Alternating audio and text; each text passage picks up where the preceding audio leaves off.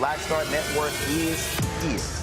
Hold no punches. I'm real revolutionary right now. Support this man, Black Media. He makes sure that our stories are told. I Thank you for being the voice of Black America, Roland. Stay black. I love y'all. All momentum we have now, we have to keep this going. The video looks phenomenal. See, this difference between Black Star Network and Black-owned media and something like CNN. You can't be Black-owned media and be scared. It's time to be smart. Bring your eyeballs home. You dig?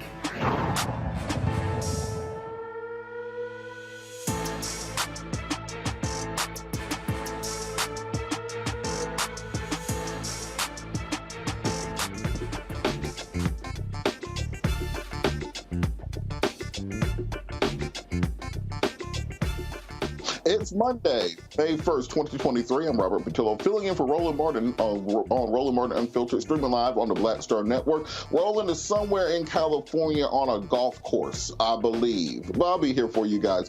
Coming up today, House Speaker Kevin McCarthy introduced the Limit, Save, Grow Act of 2023, which will raise the debt ceiling by $1.5 trillion, but it will decimate student loan forgiveness. It will destroy many Veterans Affairs programs and benefits. It will also take food out of the mouths of children in this country. We'll explain the impact they will have on your pockets coming up. The 2024 U.S. presidential race is heating up as candidates enter and exit the campaign trail. We'll discuss what is at stake and how many of these candidates actually have a chance in 2024.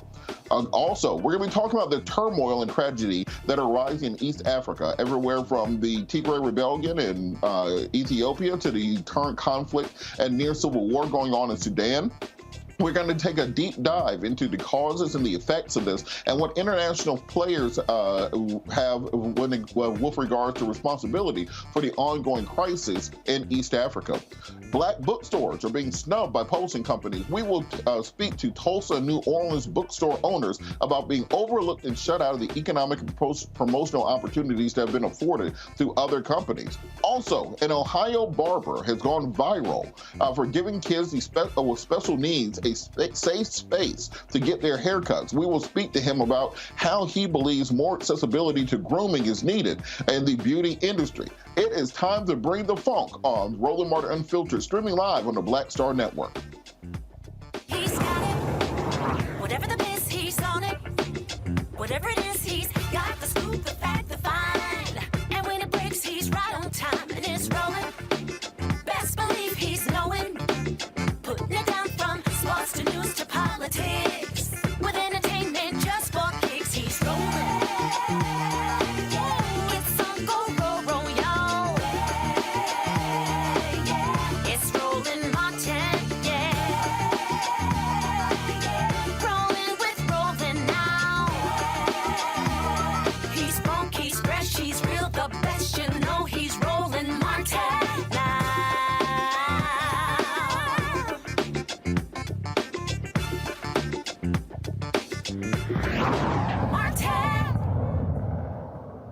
For 30 years, Sudanese dictator Omar al-Bashir ruled the nation with an iron fist. For those of you who remember, he oversaw the genocide in Darfur over a decade ago.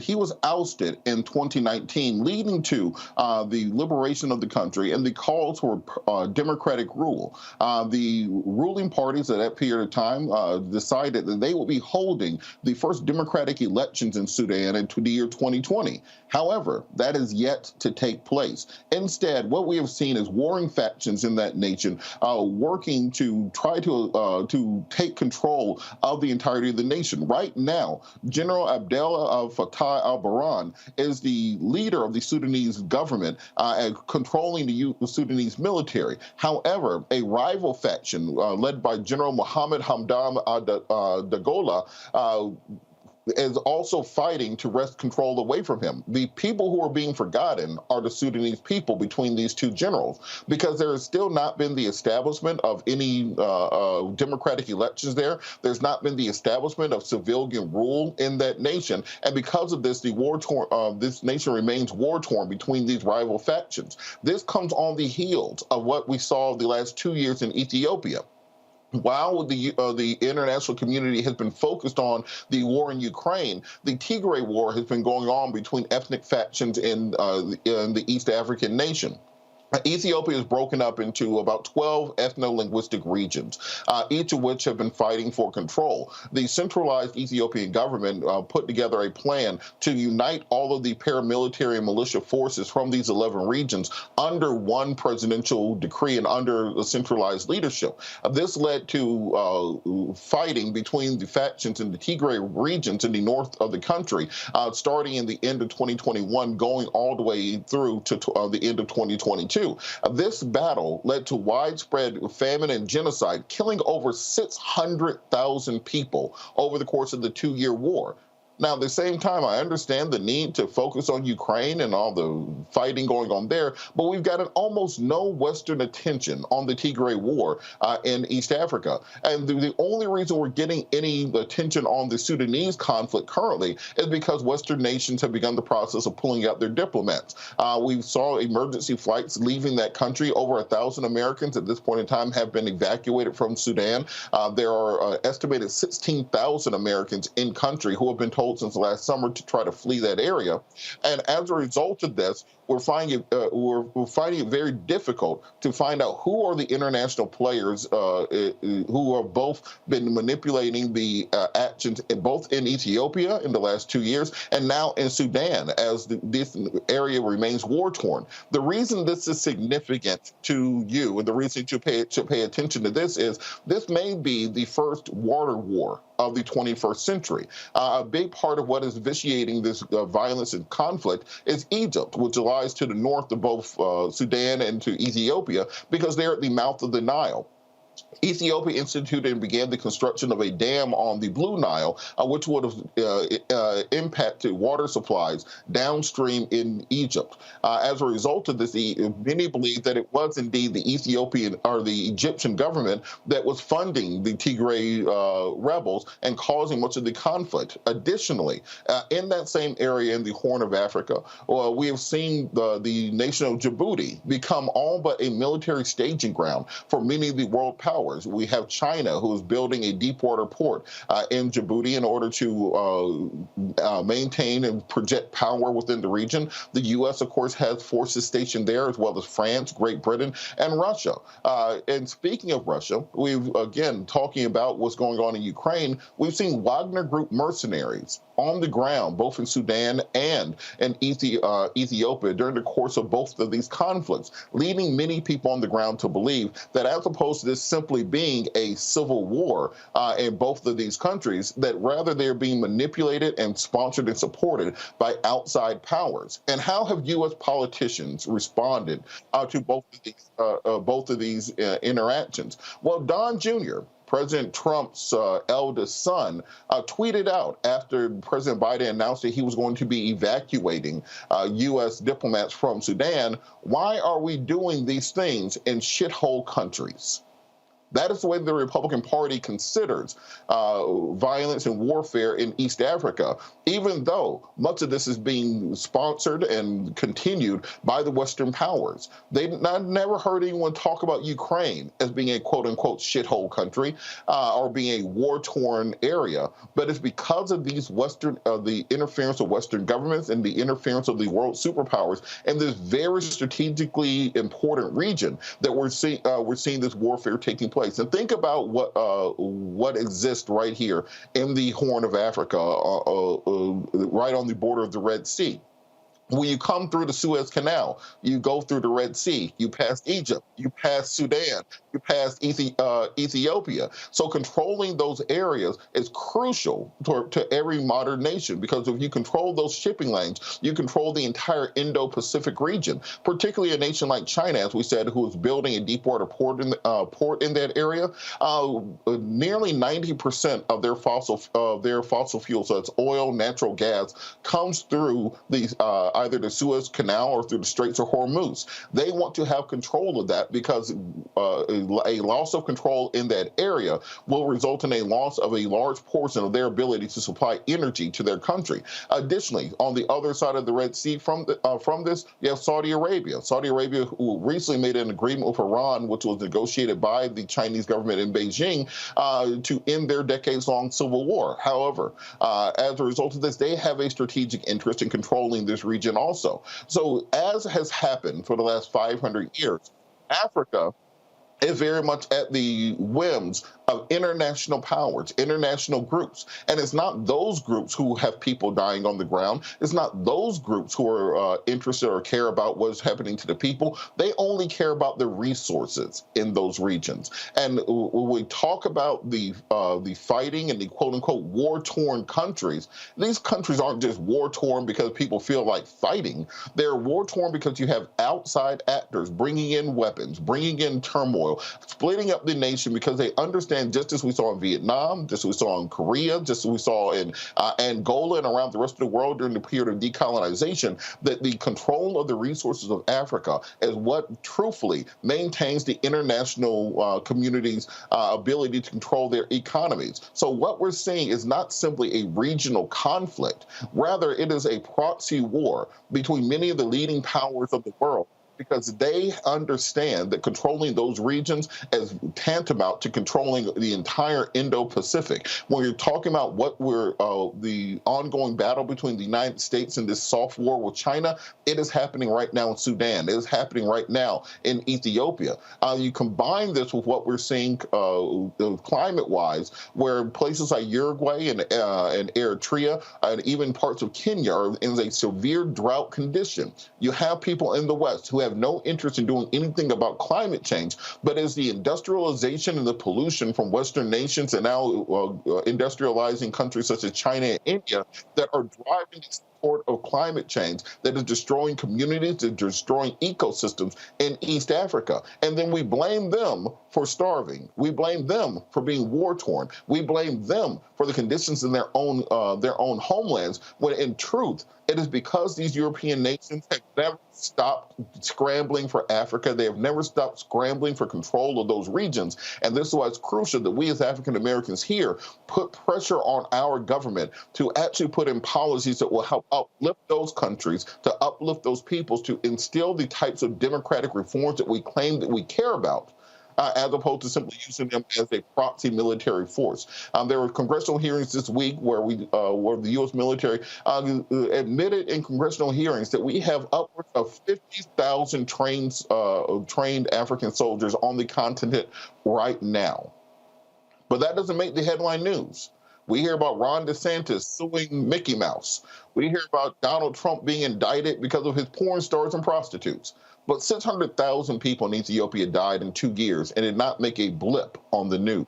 And that's not their fault. It's our fault for not demanding better. But now that we know better, we have to do better and we have to demand better. We're going to talk more about this after the break. You're watching Roland Martin Unfiltered, streaming live on the Black Star Network.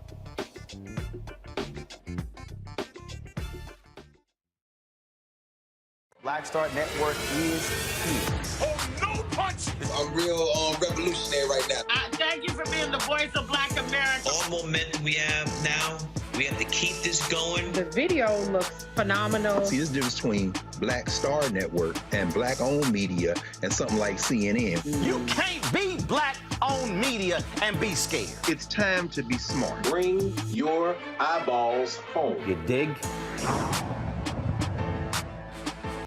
I lost my daughter. I didn't know where she was. So I had to figure out how to survive, how to eat, how to live. I don't want to go into the details because she's here, first of all. She may not want me telling that story. But possession of her, the family broke down, fell apart. I was homeless. I had to figure out, I didn't have a manager or an agent or anybody anymore, and I'm the talent. So I got to figure out how to be the agent. I had to figure out, how does business work?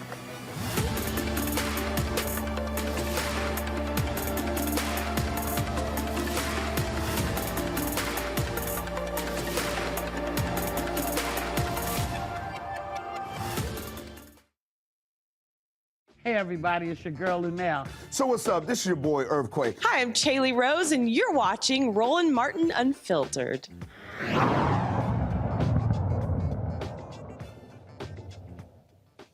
Welcome back. I'm Turner Robert Patel, still here for Roland Martin. We're going to continue this conversation about the ongoing situation in East Africa. Bringing in our panel today, we have Dr. Julianne Malveaux, Dean of the College of Ethnic Studies, California State University, LA, as well as Dr. Makongo Dibinga, Senior Professional Lecturer of the School of International Services, American University. Thank both of you so much for joining us this evening. I want to start with you, Dr. Dibinga. So the situation in East Africa, as I said, we've concentrated so much on this war in the Ukraine, which of course is a human rights and a civil and everything else, a horrible situation.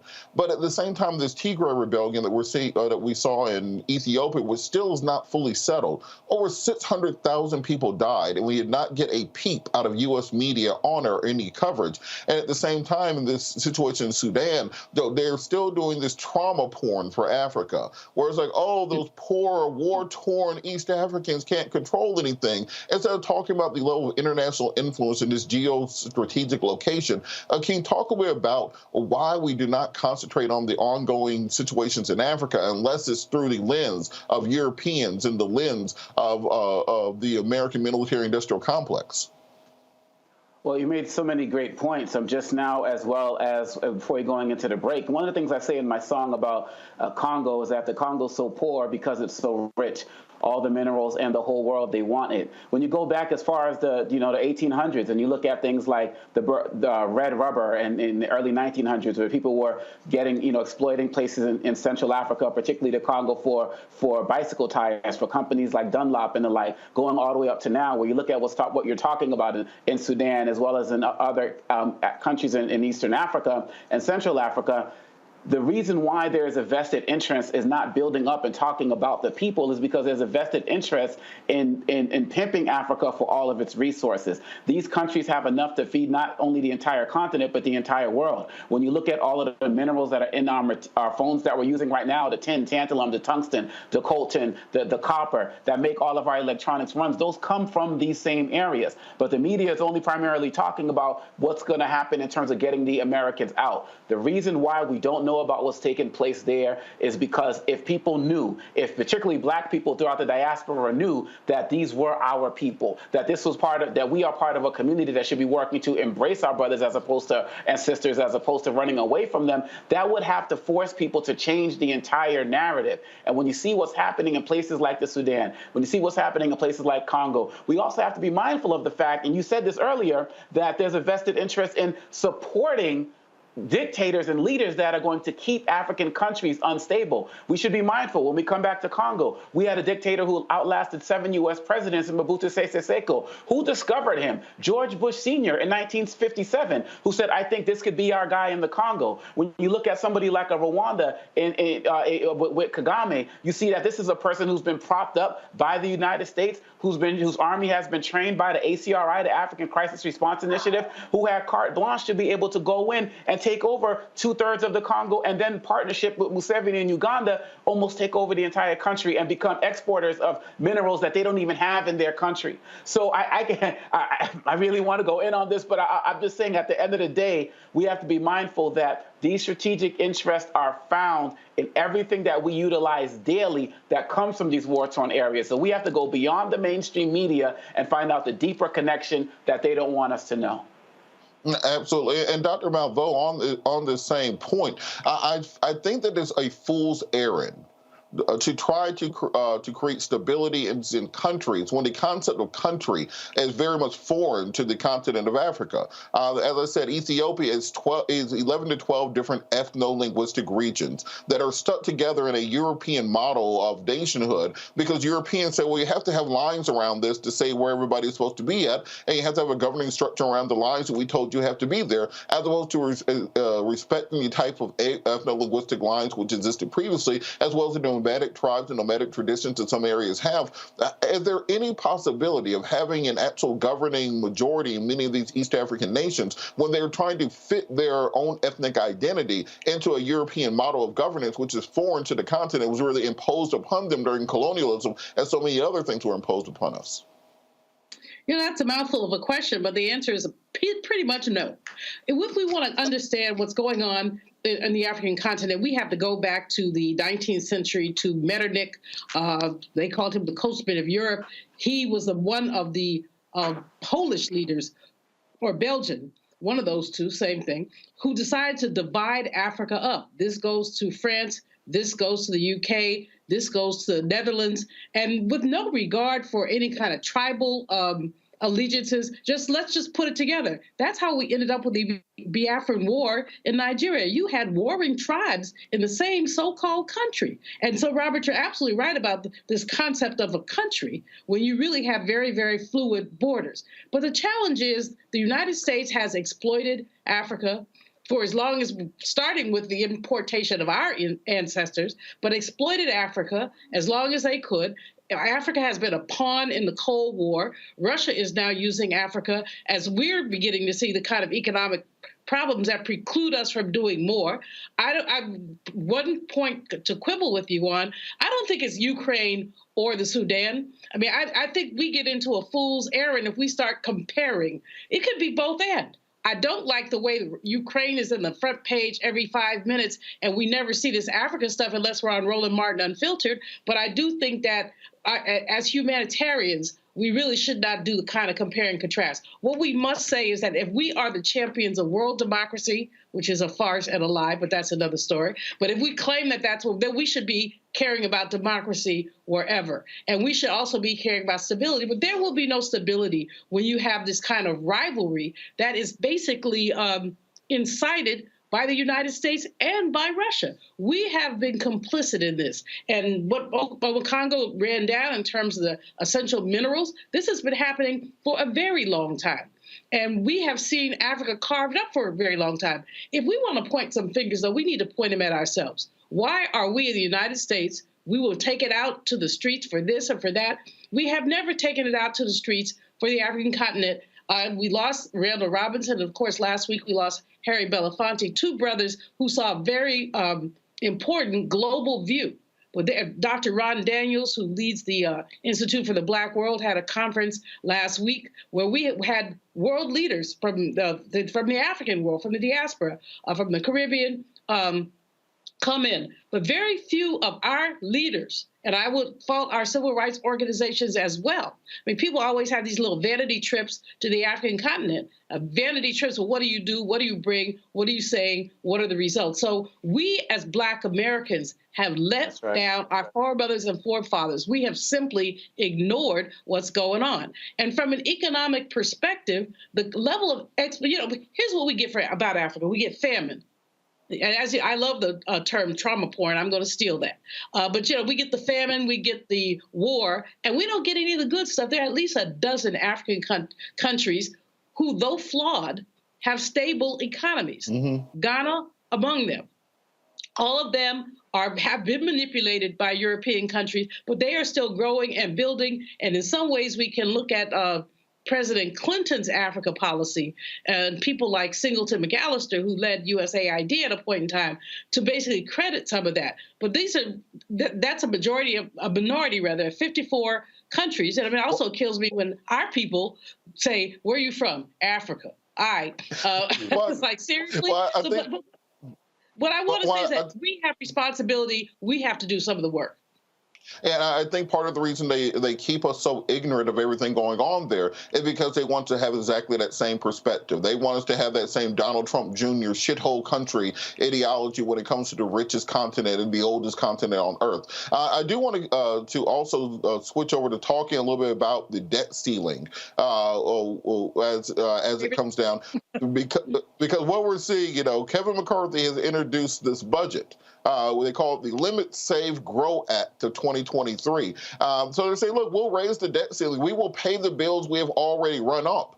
As long as you get rid of student loan reform, as long as you get rid of veterans benefits, as long as you get rid of child food programs, any of these other social programs, if you stop the investments against climate change, if you can stop the investments that will help to really advance America going forward. Dr. Malvo, I'm going to go directly back to you. Is this a serious budget proposal, or are they just window dressing and they're trying to set America up for the fall that they can blame on Joe Biden? This is a big joke. The Office of Management and Budget has said that if McCarthy has his way, the cuts will be about 22% across the board. So of course, they keep defense whole, but everything else, from food stamps, from Medicare. We just saw a report, Robert, from Common Dreams. It said that poverty is a #4 cause of death in the United States. That debt ceiling bill that McCarthy put out there may plummet poverty up to the #3 or even #2, because they're taking food out of people's mouth and doing it both deliberately and gleefully. And it is a setup for Biden. They're playing brinksmanship. McCarthy is doing us no favors by saying, I'm going to pay my bills. And that's what he's attempting to do. Oh, gee, I'm so generous, I'm going to pay my bills. The fact is that they're not lowering costs, they're raising costs for American families with the work that they're trying to do to put people really in poverty, in debt. One of President Biden's biggest accomplishments, I felt, as a former college president and now as a college dean, was student loan forgiveness, which disproportionately impacted Black students, many of whom, even with the forgiveness, it was $10,000 and $20,000 if you had Pell. That's still, when I was president at Bennett, I go through the bills and look at what students owed, and some of them owed almost 6 figures. So 10 or 20,000, yes, it's a break and a blessing, but for many, it's just not enough. So to try to reverse that is really, they're attempting to play games, but they're not playing games with Biden. They're playing games with lives. And so people need to pay attention to this debt ceiling, because I think most people don't understand that the debt ceiling is what you owe from the past. It has nothing to do with the future. This could be 2 separate bills. We're going to deal with the debt ceiling and we're going to deal with the budget. It could be 2 separate bills, but they don't want to do it that way.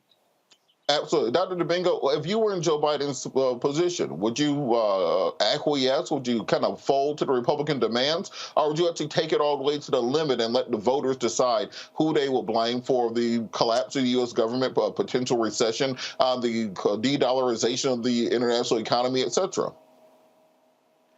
I would absolutely continue to stand my ground on this particular issue. The fact of the matter is the Republicans have been anti-poor from the beginning. The fact of the matter is that 25% over America's total debt was accumulated under the Trump administration. And under the Trump administration, the Republicans voted to raise the debt ceiling 3 times with no fanfare. This has never been a political issue. And not only should Biden wait and run this part out, him as well as other politicians should be running on this. They should be making this the platform. They want to cut everything that has to relate to people who are struggling in every way, shape, or form. They want to reverse everything that Biden has been able to create. As Dr. Malveaux said, we got the student loan stuff caught up in courts. We're talking about the Build Back Better agenda and everything. And not only do these guys say that they don't want to, they love the military, but even outside of the budget, they're holding up the promotions of over 200 military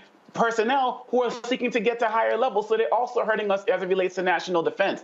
Every single day, the Republicans give us more to run on. And Biden needs to run on Democrats being the party of freedom, Democrats being the party that wants to balance the budget, Democrats that wants to put more people to work. Look at the unemployment numbers and what's going to happen if these Republican budget cuts go through. So he has to continue to fight. And like he said, finish your job. And you don't finish the job with people who have a vested interest in seeing America become crippled by what's happening today. And we started with Trump, well, not started, but when they had those tax cuts for the rich under Trump, that was the only sign we needed to let us know where this party was planning to go down the future, and we got to fight them at every step of the way. It's funny that the Republicans have given up on the idea of being the fiscally conservative party. What you said, 25% of the national debt was accumulated under Trump alone. $1 in $5 have ever been printed in the history of America was printed during the Trump administration. If you took away the Trump and the Bush tax cuts as they exist currently, you would cut the federal debt by about $10 trillion. And you compare that with Joe Biden, who's cut the federal deficit by about $2 trillion in just his first 3 years in office. I think Democrats with the right communications message will be able to use this to their advantage. We're going to talk more about this after the break. You're watching Roland Martin Unfiltered, streaming live on the Black Star Network. On the next Get Wealthy with me, Deborah Owens, America's Wealth Coach, Nurses are the backbone of the healthcare industry, and yet only 7% of them are Black. What's the reason for that low number? Well, a lack of opportunities and growth in their profession. Joining us on the next Get Wealthy is Needy Bartonelli. She's going to be sharing exactly what nurses need to do and what approach they need to take ownership of their success. So the Black Nurse Collaborative really spawned from a place and a desire to create opportunities to uplift each other, those of us in the profession, to also look and reach back and create pipelines and opportunities for other nurses like us. That's right here on Get Wealthy, only on Black Star Network. Hi, I'm Dr. Jackie Hood Martin, and I have a question for you. Ever feel as if your life is teetering and the weight and pressure of the world is consistently on your shoulders? Well, let me tell you, living a balanced life isn't easy. Join me each Tuesday on Black Star Network for A Balanced Life with Dr. Jackie. We'll laugh together, cry together, pull ourselves together, and cheer each other on. So join me for new shows each Tuesday on Black Star Network, A Balanced Life with Dr. Jackie.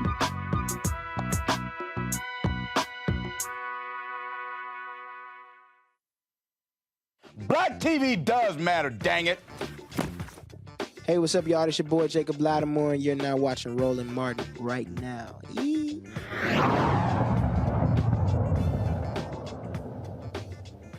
Are big bookstore chains really snubbing small Black bookstores? That's where our guests believe is taking place right now. Mom and pop entrepreneurs often feel the shaft of big businesses. But what happens when you actually know that big companies are intentionally snubbing you? Well, that's what's happening to our next guest. Bookstore owners say authors are requesting to do events at their establishments, but the publishing companies are ignoring the businesses and their actual clients. Joining me now are Annika Caesar, the owner of Fulton Street Books and Coffee in Tulsa, Oklahoma, and DJ Johnson, the owner of Baldwin and Company in New Orleans, Louisiana. Thank both of you so much for joining me this evening. It's good to be here. Thank you. And thanks so much. I'm going to start with you, DJ. Can you talk a little bit about what is going on with these big bookstore publishers? Because, you know, people go on book tours. They want to get to the people. You would think that these big publishers would really want to get the message out there because money in their pocket. But what's happening? Well, I think the issue of the racial discrimination in the book publishing against Black-owned bookstores, it's been long, systematic in denying Black-owned bookstores equal opportunity, which has just caused severe economic hardships in the businesses. So there's always underlying issues to whereas things on the surface, you may perceive it to be one way, but then there's other bodies that work to disenfranchise Black-owned businesses at a higher level. And so with that, can you kind of describe the people who may not be directly connected with what's going on, how the system is supposed to work, and how they're discriminating against Black-owned companies? Well, the way the system is supposed to work is whereas when an author requests a book event at a bookstore, that author's voice and that author's request should be honored. So what we've been experiencing is that authors are requesting to come to our stores and their voices and their requests are being denied. And I don't think the authors understand how much power that they have and that these requests should be fulfilled, particularly when we as Black-owned bookstores are also sending in requests through our publishing reps that we would like to host this author.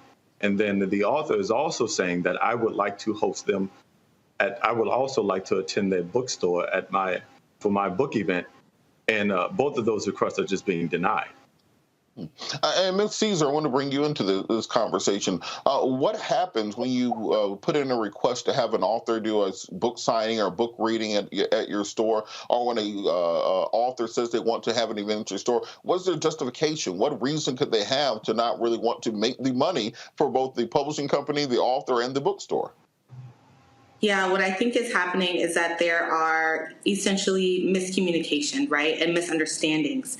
In the entrepreneurship world, oftentimes Black-owned businesses are seen as risky to invest in, and what we know based on the data is that that is actually not true. And so I think some of that mindset translates over to the book world, where people believe, oh, it's a Black-owned bookstore, it's a community-based bookstore. They may not be able to bring in the crowd, right, which will bring in the money. And what they don't understand is, especially in communities of color, especially in Black communities, bookstores, I always say, are only second importance in terms of their service and their value in community to the Black church, right? And so they are pillars in their community, and they can bring in the people, they can bring in the numbers.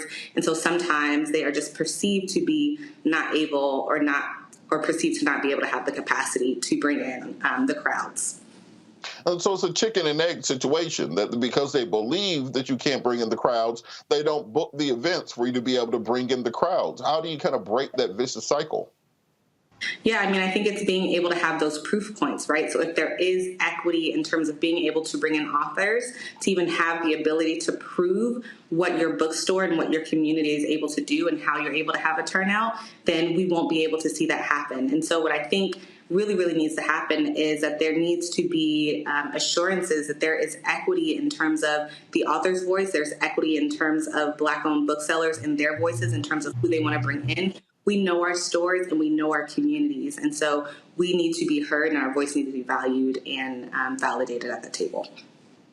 And DJ, can you kind of talk about the importance of these book signings and these types of events for small and community-owned bookstores, particularly in the Black community? Because we've seen so many Black bookstores go out of business in the last few years. It's in many communities, where we live at in South Fulton and Atlanta, our bookstore in Camp Creek went out of business. They put a weave store there instead. You really see the neighborhood kind of fall apart when you don't have access to those Black books. Can you talk about the importance of these events and making sure we can have a thriving Black book community?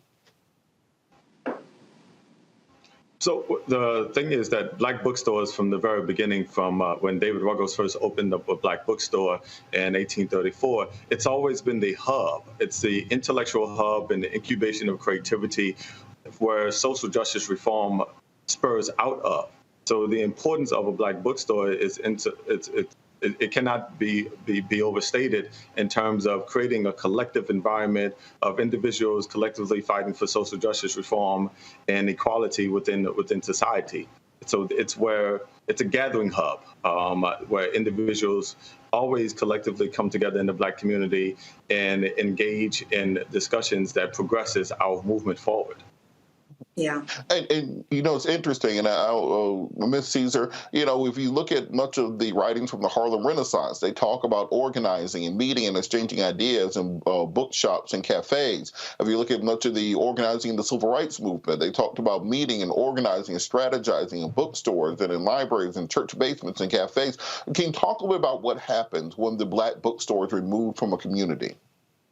We lose essentially our safe places, right? We need third places in our communities as well, places that are not work and places that are not home, places where we can water ideas, creativity. A lot of our social and cultural movements have been birthed in places like bookstores and in actual bookstores. And so bookstores serve, I always say, more than just books. They are holding space for community. That's where we go. That's where we gather. It's where people get resources. It's where you connect with other people. It is where sometimes you're just able to let your hair down and relax. And so they serve more so as community spaces than as platforms for individual wealth creation.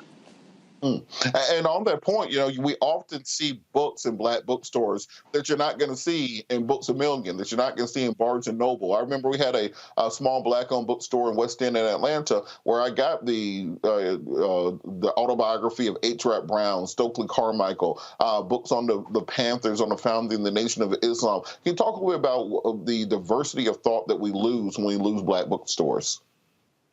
Yeah, I will say here in Oklahoma, we are facing a lot of challenges around potential book bans. I believe that book bans are essentially censorship. And when we censor voices, most often those voices are marginalized, Black, brown, or otherwise marginalized voices. And our children, our communities, we need to see representation.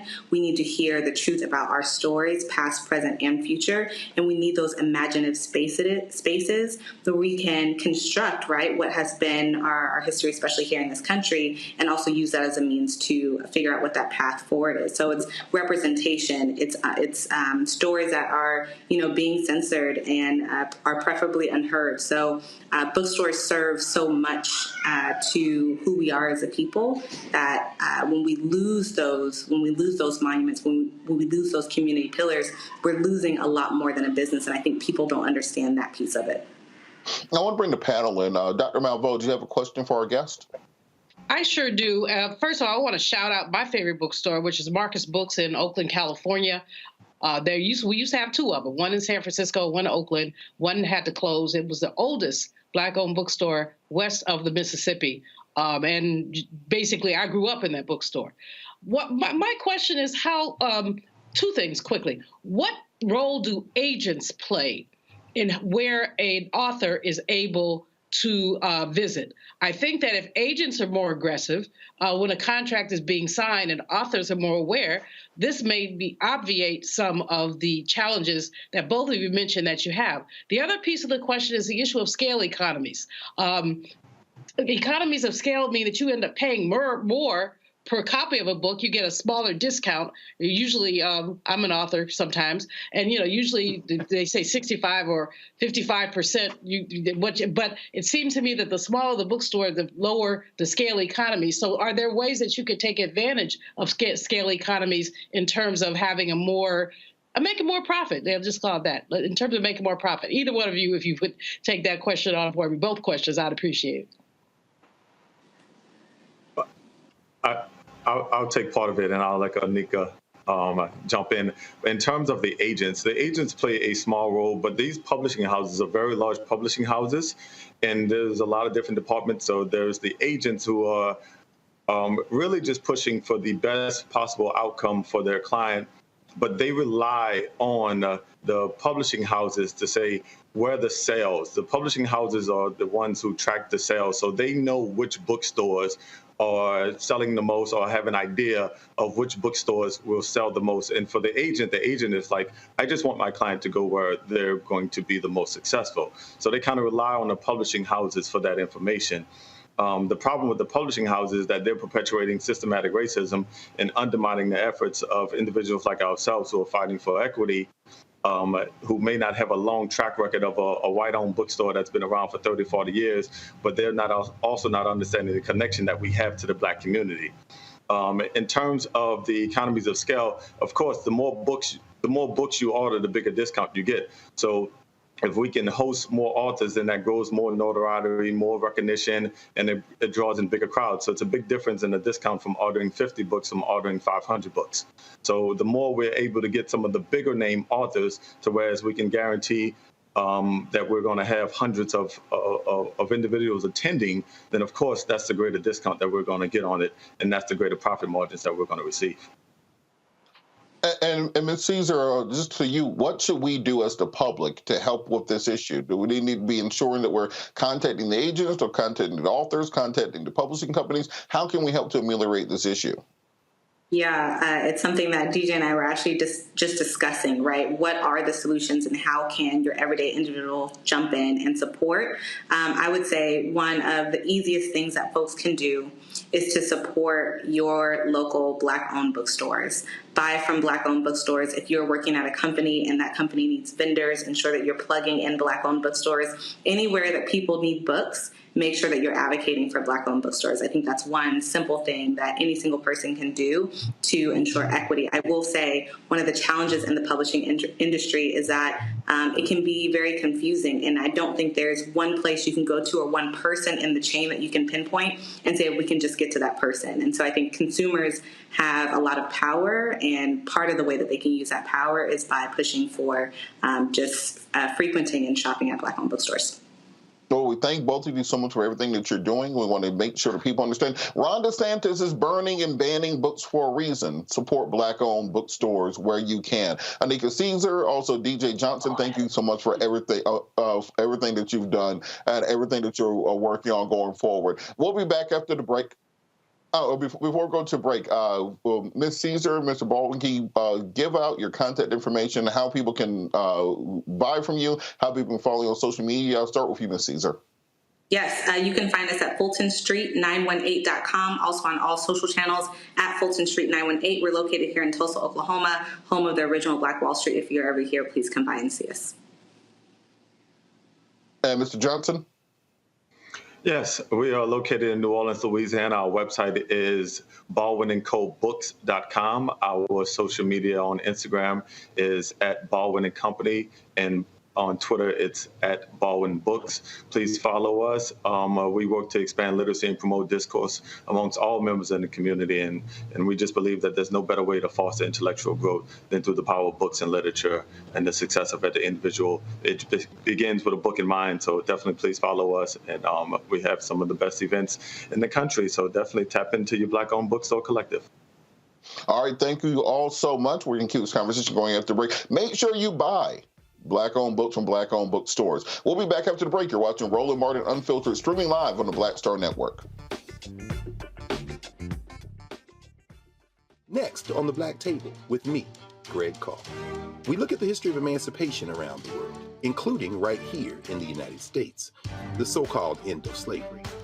Trust me, it's a history lesson that bears no resemblance to what you learned in school. Professor Chris Manjapra, author, scholar, amazing teacher, joins us to talk about his latest book, Black Ghost of Empire, The Death of Slavery and the Failure of Emancipation. He explains why the end of slavery was no end at all, but instead a collection of laws and policies designed to preserve the status quo of racial oppression. The real problem is that the problems that slavery invented have continued over time. And what reparations are really about is saying, how do we really transform society, right? And stop racial violence, which is so endemic. What we need to do about it on the next installment of The Black Table, right here on the Black Star Network.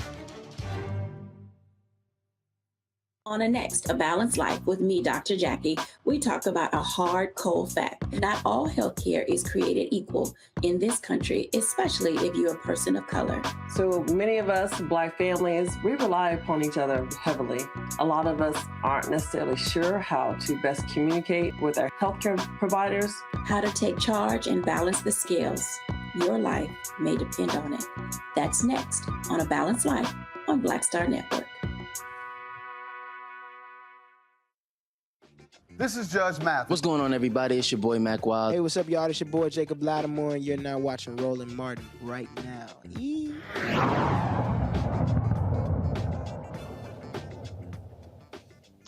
The Nerd Prom was this weekend. The White House Correspondents' Dinner is the occasion where the press and politicians get together in Washington, D.C. in order to raise money for journalism students, but also to poke fun at each other, to have some eventful conversations. Of course, it was famously when Donald Trump was roasted by Seth Meyers that he decided to run for president.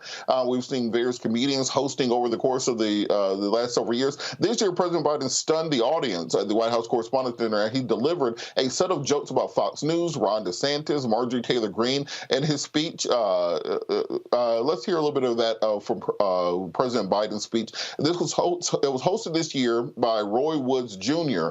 From The Daily Show. Make sure you guys follow him on social media because they're still looking for a host for The Daily Show, and we need to support Roy Woods in that competition. So let's hear from Roy Woods and then from President Biden at the White House Correspondents' Dinner. Happy to be here. Oh, real quick, Mr. President, I think you left some of your classified documents up here. You can get to the... No, don't give them to him. I'll put them in a safe place. He don't know where to keep them. Happy to be here, though. Happy to dress nice. You got the nice threads on. You got the jewelry glistening. Look like everybody got a little piece of that settlement money from Fox News. And that's all I have to say about that, because I'm not going to have Dominion on my ass. I love Dominion. Matter of fact, let me just say right now, my favorite voting machine is Dominion voting machines. When I go to the polls, I make sure it is a Dominion machine that I use. If your election needs the truth, put Dominion in your booth. You might think I don't like Rupert Murdoch. That's simply not true. How could I dislike a guy who makes me look like Harry Styles? Call me old. I call it being seasoned. You say I'm ancient. I say I'm wise. You say I'm over the hill. Don Lemon would say that's a man in his prime.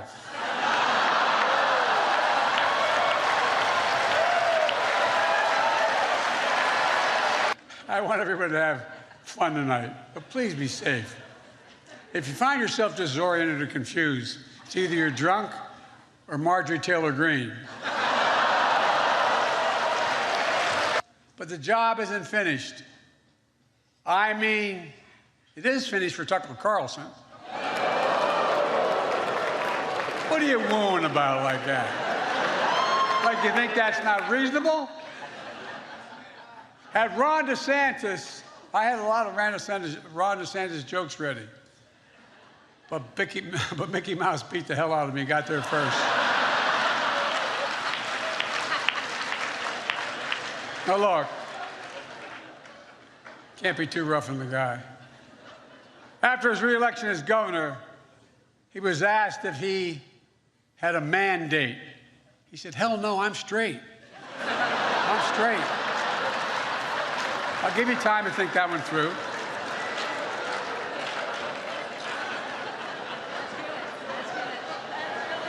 You got it? It's great the cable news networks are here tonight. MSNBC owned by NBC Universal. Fox News owned by Dominion Voting Systems.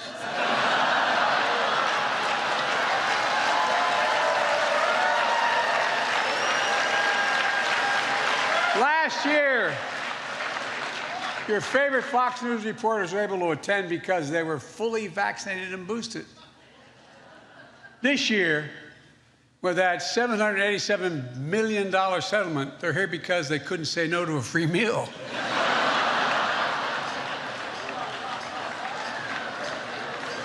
And hell, I'd call Fox honest, fair, and truthful, but then I could be sued for defamation.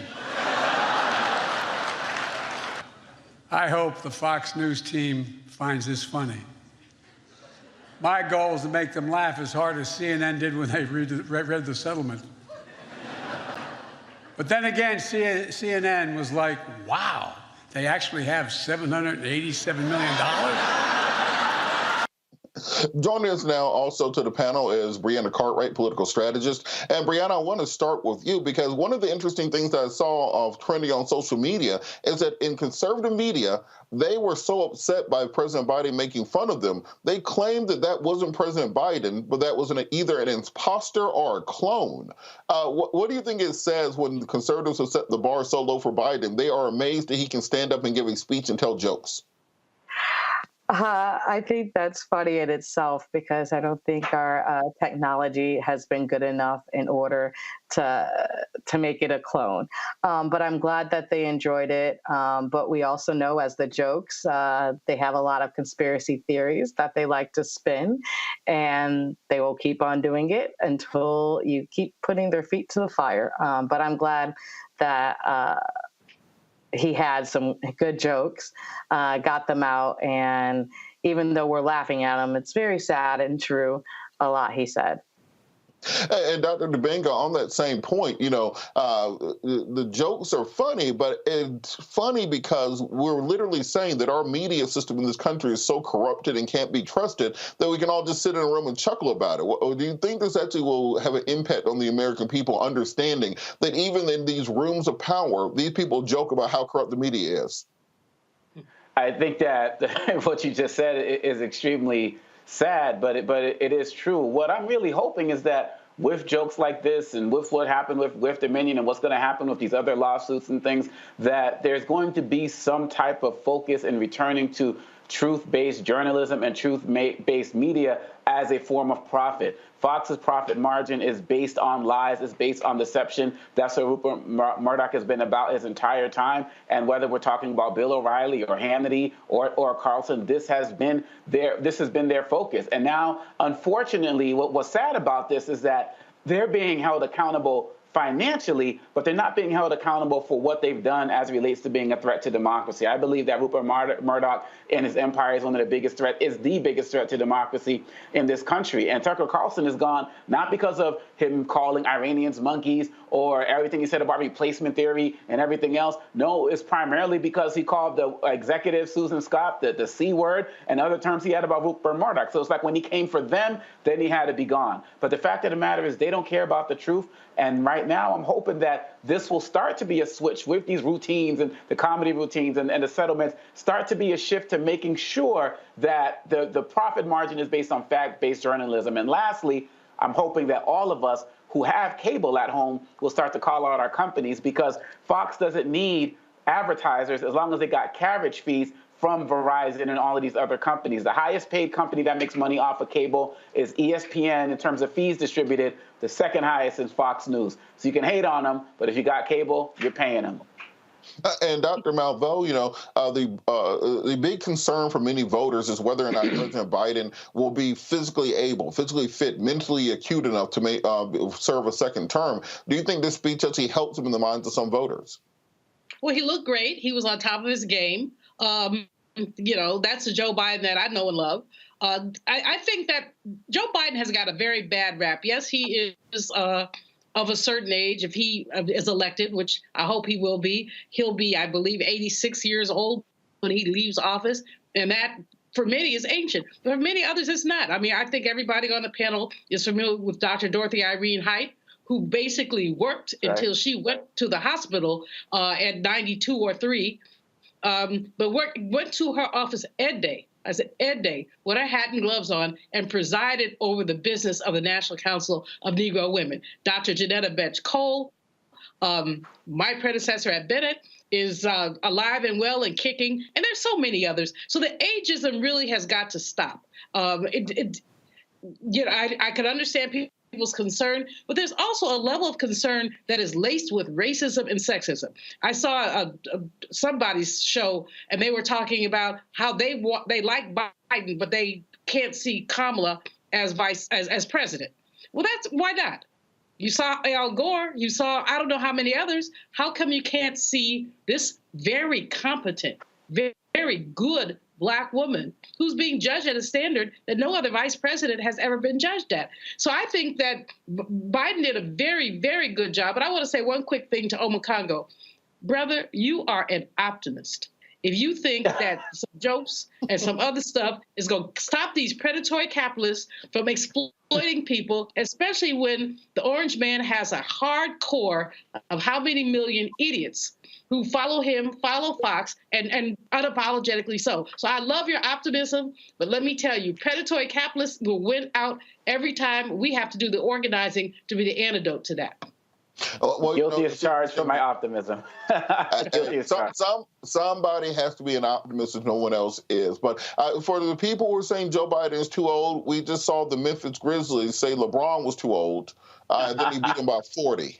So keep the ageism to yourself. Don't think just because they older don't mean they can't do it. And just because you're young don't mean you got good ideas. Lauren Boebert is 36 years old. Marjorie Taylor Greene is in her early 40s. Matt Gaetz is like 35, 36 years old. You can be young and an idiot. So let's take age out of the equation. Let's go by people's qualifications and what they're getting done. We're going to come back and keep talking about election 2024 after the break. You're watching Roland Martin Unfiltered, streaming live on the Black Star Network.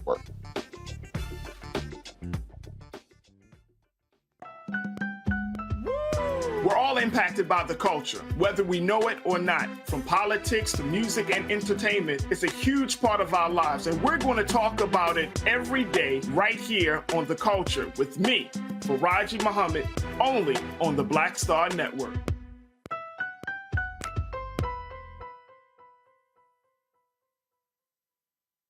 On the next Get Wealthy with me, Deborah Owens, America's Wealth Coach, nurses are the backbone of the healthcare industry, and yet only 7% of them are Black. What's the reason for that low number? Well, a lack of opportunities and growth in their profession. Joining us on the next Get Wealthy is Needy Bartonelli. She's going to be sharing exactly what nurses need to do and what approach they need to take ownership of their success. So the Black Nurse Collaborative really spawned from a place and a desire to create opportunities to uplift each other, those of us in the profession, to also look and reach back and create pipelines and opportunities for other nurses like us. That's right here on Get Wealthy, only on Black Star Network. Hi, this is Essence Atkins. Hey, I'm Deion Cole from Blackish. Hey everybody, this is your man Fred Hammond, and you're watching Roland Martin, my man, Unfiltered. The 2024 presidential race is in full swing. I know it used to be, the presidential race will start after Labor Day. Not anymore. We already have declared candidates on the Republican side of the aisle. President Trump, of course, famously declared his re-election campaign in November of last year. We've had Ron DeSantis still bandying about the idea of running for president. Tim Scott, senator from South Carolina, has stated he is creating an exploratory committee to explore the idea of running for president. We got Asa Hutchinson running. We have Nikki Haley has declared her candidacy. Joining us now to discuss the Republican primary season is our conservative friend Stacey Washington, host of Stacey on the Right. Stacey, how are you doing this evening? Thank you for having me on tonight. Thank you. And so, Stacey, you've been involved in Republican politics as long as I have known you. What is kind of the outline for these candidates who are not President Trump when it comes to having a pathway to securing the nomination?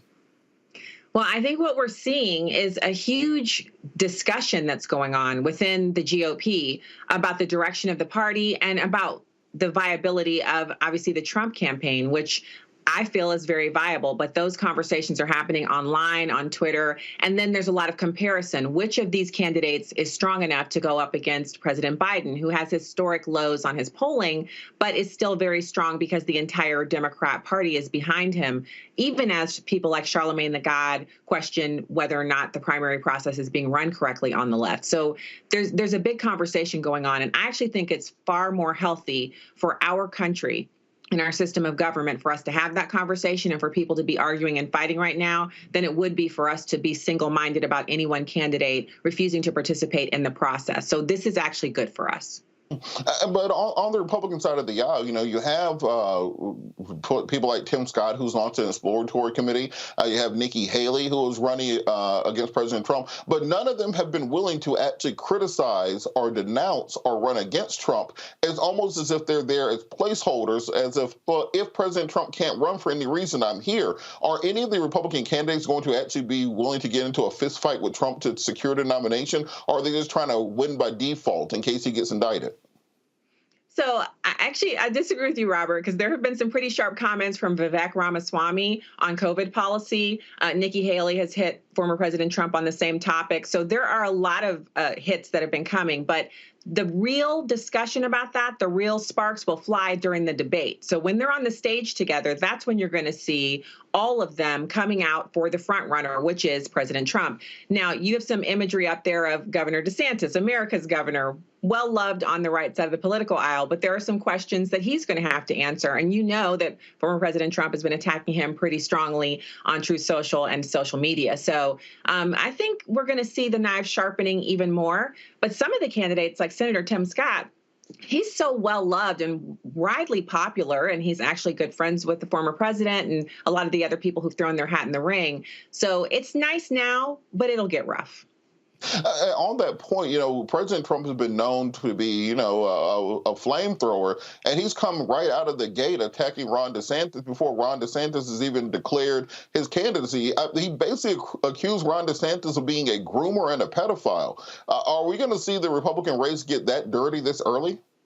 So my hope is that that's a hard no. So I'm paying attention to the policies of each of these candidates and what they actually bring to the table in the way of promises that they plan to keep if they're elected, and their viability against Biden. Biden's the actual president. He has the bully pulpit. He's the incumbent. There's a lot of power in that. He gets to take his questions from the White House press briefing room podium or the sticks on his way to and from Marine One. So we need a candidate who can approach that level of efficiency and give imagery and a sense of competency that can match that of a sitting president. And I think we have great people on our bench who can do that. But we are early in the process, and so we'll see what they bring. Now, when it comes to this issue of gravitas, kind of the difference between a sitting president and a challenger, on the one hand, you have President Trump, who, of course, has served the office before, but at the same time, he lost to Hillary Clinton by 3 million votes. He lost the midterms in 2018. He lost to Joe Biden by 7 million votes. Republicans underperformed in large part because of the Trump shadow in 2022, the proposed red wave. Is that really where Republicans should be putting all their eggs in that basket again, given the track record over the course of the last 5 or 6 years? So I think your interpretation of those election cycles is interesting. And of course, it suits your side of the political aisle. But from where I'm sitting, when I look at the list of accomplishments of former President Trump during his 4 years in office, the list is too long for me to elucidate during our time here on this show. He had the border in a better place, the economy in a better place, and certainly voters saw him as someone who stood up for America instead of kind of receding and pulling back. We're watching our economy, bank failures, economies in the tank, recession, and we have inflation out of the wazoo. Not to leave out the fact that there are shortages and things that you can't find that were plenteous during the Trump administration. So obviously he's the front runner, and with good reason. And the most important thing that we have to look at right now is what will he do if he's president again in comparison to our current president, who is leaving a lot of people behind?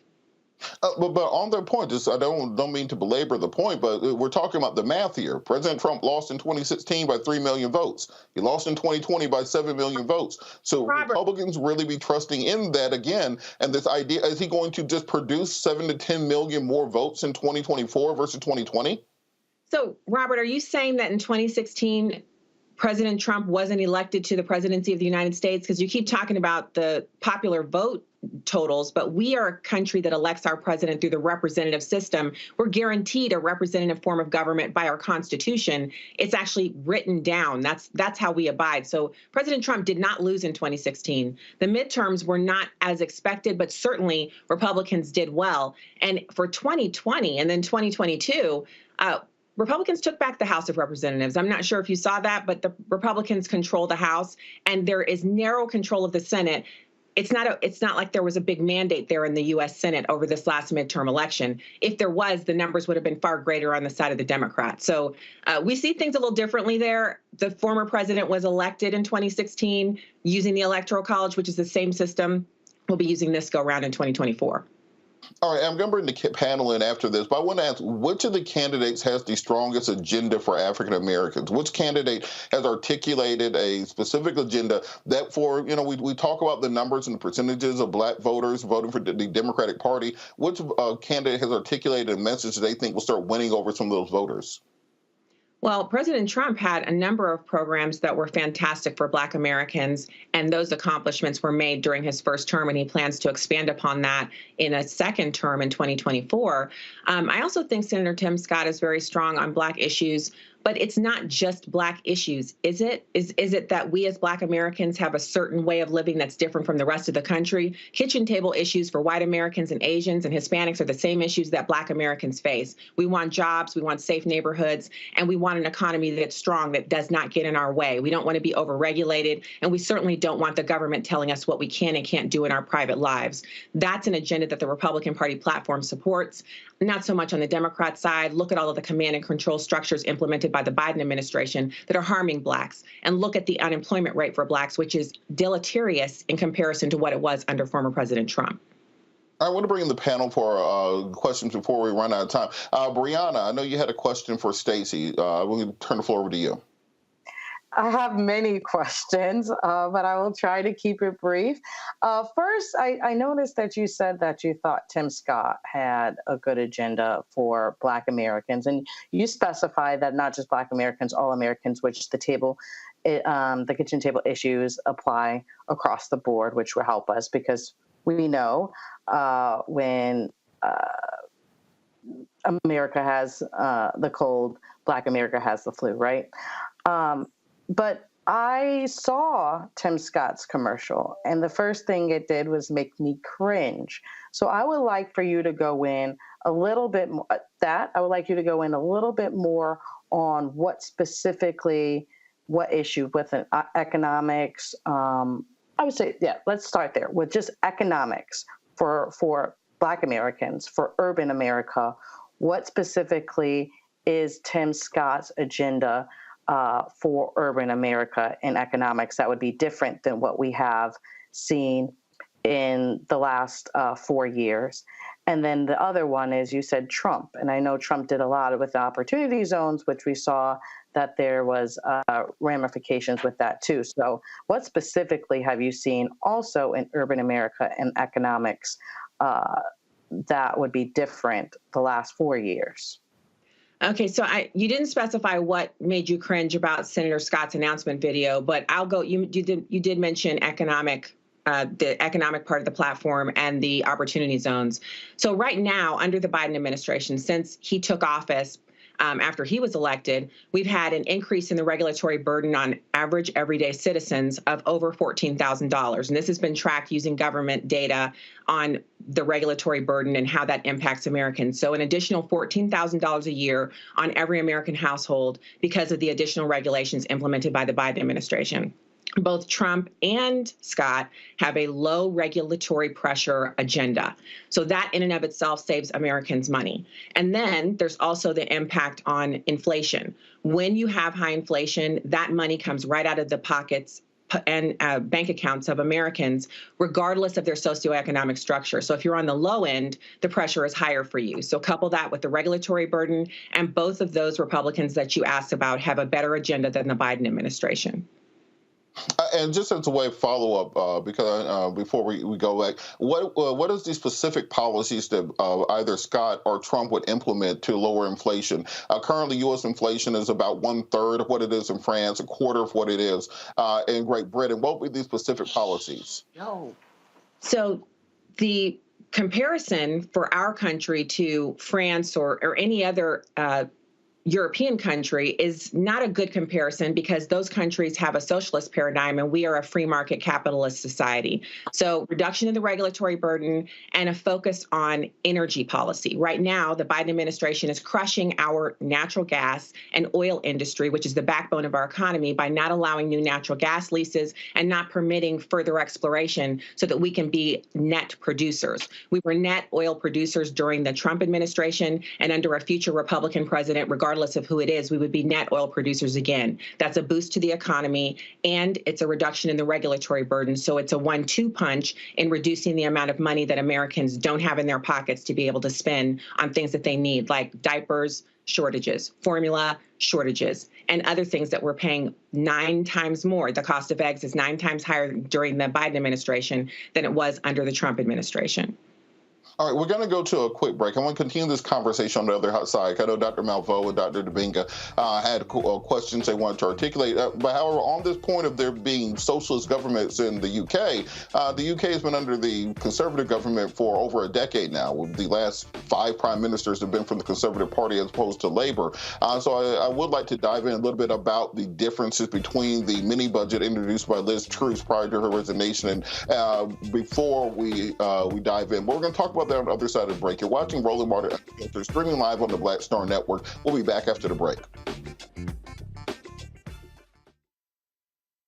Hatred on the streets, a horrific scene, a white nationalist rally that descended into deadly violence. White people are losing their damn minds. As an angry pro-Trump mob storms the U.S. Capitol, we've seen We're about to see the rise of what I call white minority resistance. We have seen white folks in this country who simply cannot tolerate black folks voting. I think what we're seeing is the inevitable result of violent denial. This is part of American history. Every time that people of color have made progress, whether real or symbolic, there has been what Carol Anderson at Emory University calls white rage as a backlash. This is the rise of the Proud Boys and the Boogaloo Boys. America, there's going to be more of this. Here's all the Proud Boys, guys. This country is getting increasingly racist in its behaviors and its attitudes because of the fear of white people. The fear that they're taking our jobs, they're taking our resources, they're taking our women. This is white fear.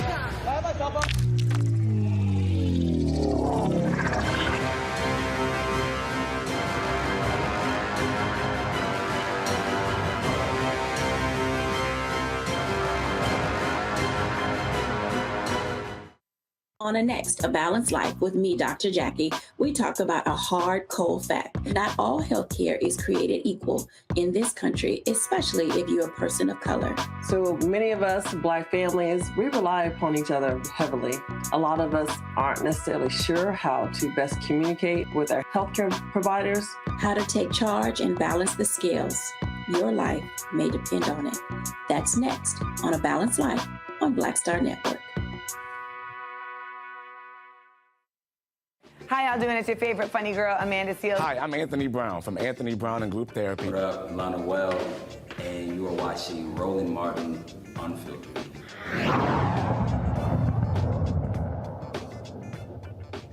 Welcome back to Roland Martin Unfiltered, streaming live on the Black Star Network. Also, everybody, make sure you are liking and subscribing to the video. We have to make sure we get up over 1,000 likes so Roland, when he gets back from the golf course, knows we're actually putting into work over here. We're still talking to Stacey Washington, host of Stacey on the Right. And so before the break, we were talking a little bit about the economic policies of some of the Republican candidates versus that of President Biden's current administration. And you were discussing the comparison between the American levels of inflation versus some of the European governments. What would be a proper comparative model if UK, if France, if Germany aren't models to compare to? Who should we compare the American economy to with regards to inflationary pressures on the market?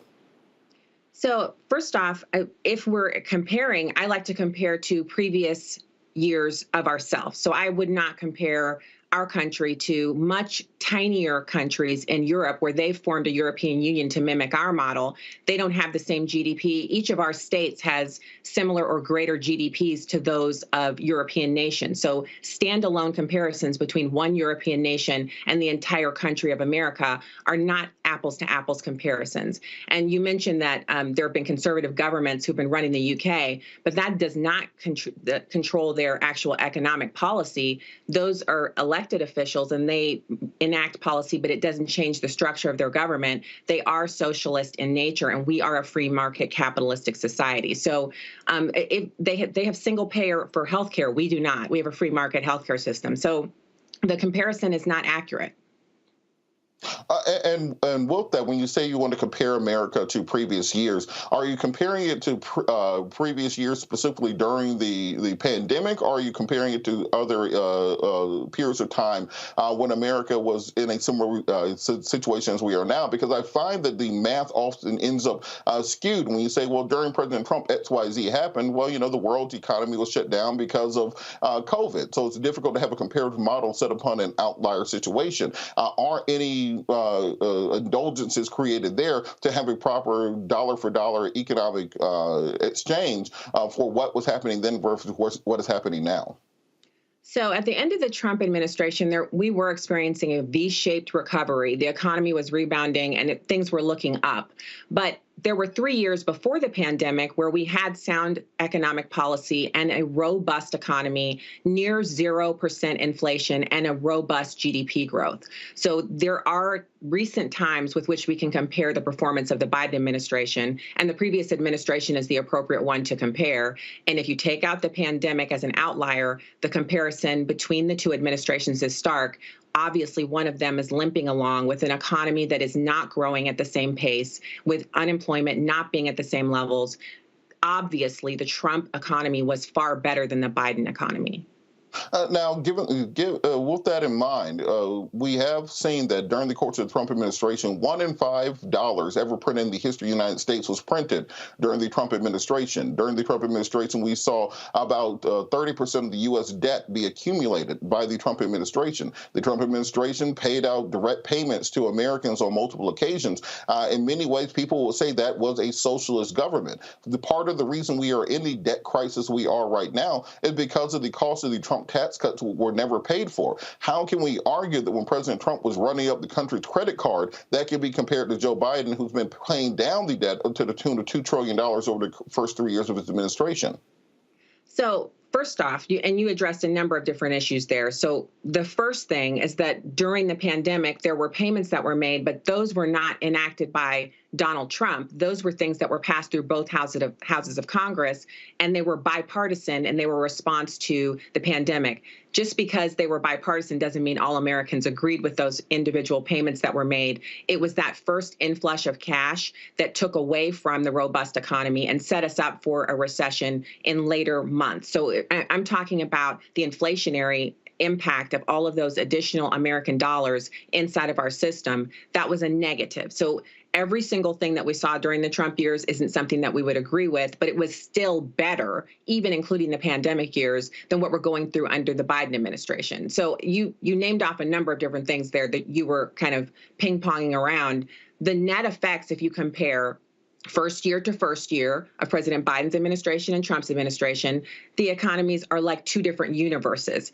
President Trump oversaw a robust economic growth. President Biden crushed our oil and natural gas industry, canceled the Keystone XL pipeline, hit union workers where they hurt, because the majority of the Keystone XL pipeline workers were union workers, and then proceeded to enact actual executive orders that hurt the oil and natural gas industry, and then went around begging for oil and natural. But hold on this point, are you denying that President Trump added literally trillions of dollars to the national debt with no intention of ever paying them off at all? He all these economic numbers are on the nation's credit card, and now Kevin McCarthy wants to cut social services. They want to cut benefits to families. They want to cut they want to cut veteran benefits to pay off the credit card that Donald Trump just ran off. Is that inaccurate? No, I'm not denying that the national debt increased under Trump as it did under every other president before him. I am denying that the payments, the individual payments that you mentioned, were his idea. He signed them into law. He signed them into law. So if he thought they were a bad idea, he could have vetoed the law, correct? Yeah, and then what would you have said on cable news that he doesn't want to help people? Like you're mischaracterizing the cuts that leadership is about doing what is unpopular. We're not electing a homecoming queen. We're electing a president. If he thought it was a bad idea, he could have vetoed it, correct? On my show, I would not talk over you, nor would I ask a question and before you're done answering it, come back in with more questions or continue to make the conversation one in which your viewers can't hear what we're saying. So the answer to your question about the unpaid tax cuts is that is the same spurious, incorrect assertion that is constantly made by Democrats who want to increase taxes, that actually tax increases hurt people that look like you and me. Low tax burdens don't hurt Black Americans. They help Black Americans because a robust economy is one in which all Black Americans can find work and begin to experience the American dream, as you and I are already doing. So a conversation about tax policy in this short amount of time that starts off with you saying that the Trump tax cuts weren't paid for, that's inaccurate. Of course they were paid for. And not only was the response in the business sector of our economy a good one, but we saw the largest increase in people who are at the managerial level or the retail level, the largest increase in bonuses and pay in the history of our country happened after the Trump tax cuts. So we can't talk about the Trump tax cuts without noting how good they were for Black Americans. We flourished during the Trump years. It doesn't matter what was said on cable news. We flourished during the Trump years. Lowest Black unemployment rate in the history of tracking that metric. So we can talk about the increase in the debt. I didn't like it. It wasn't my idea of good policy. But we were in a pandemic. It was unprecedented. People were trying to figure out what to do.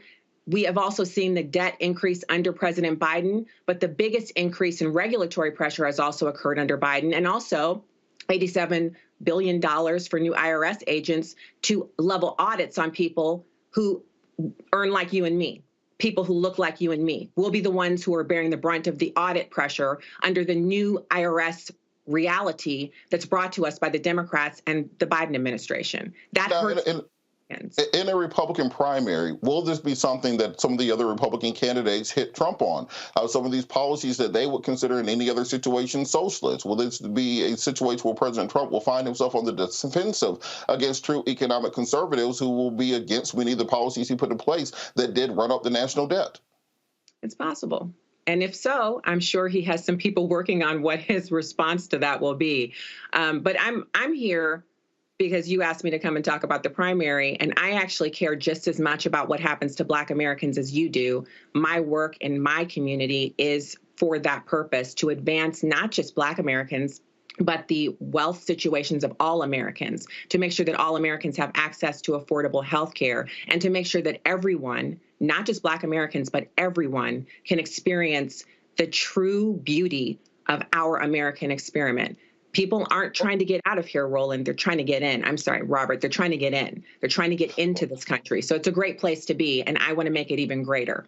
Well, on this point, as we are continuing to talk about the Republican primary, I think one of the places that it's going to be difficult for any of these candidates is on this issue of national security and foreign policy experience. Other than President Trump, Nikki Haley seems to have the most experience when it comes to foreign policy. However, if you look at the Biden administration's foreign policy victories thus far, it's on an almost unassailable record. His foreign policy record is much stronger than even his domestic policy record. Which Republican candidate would have the best chance of actually going toe-to-toe with President Biden on much of what has happened internationally?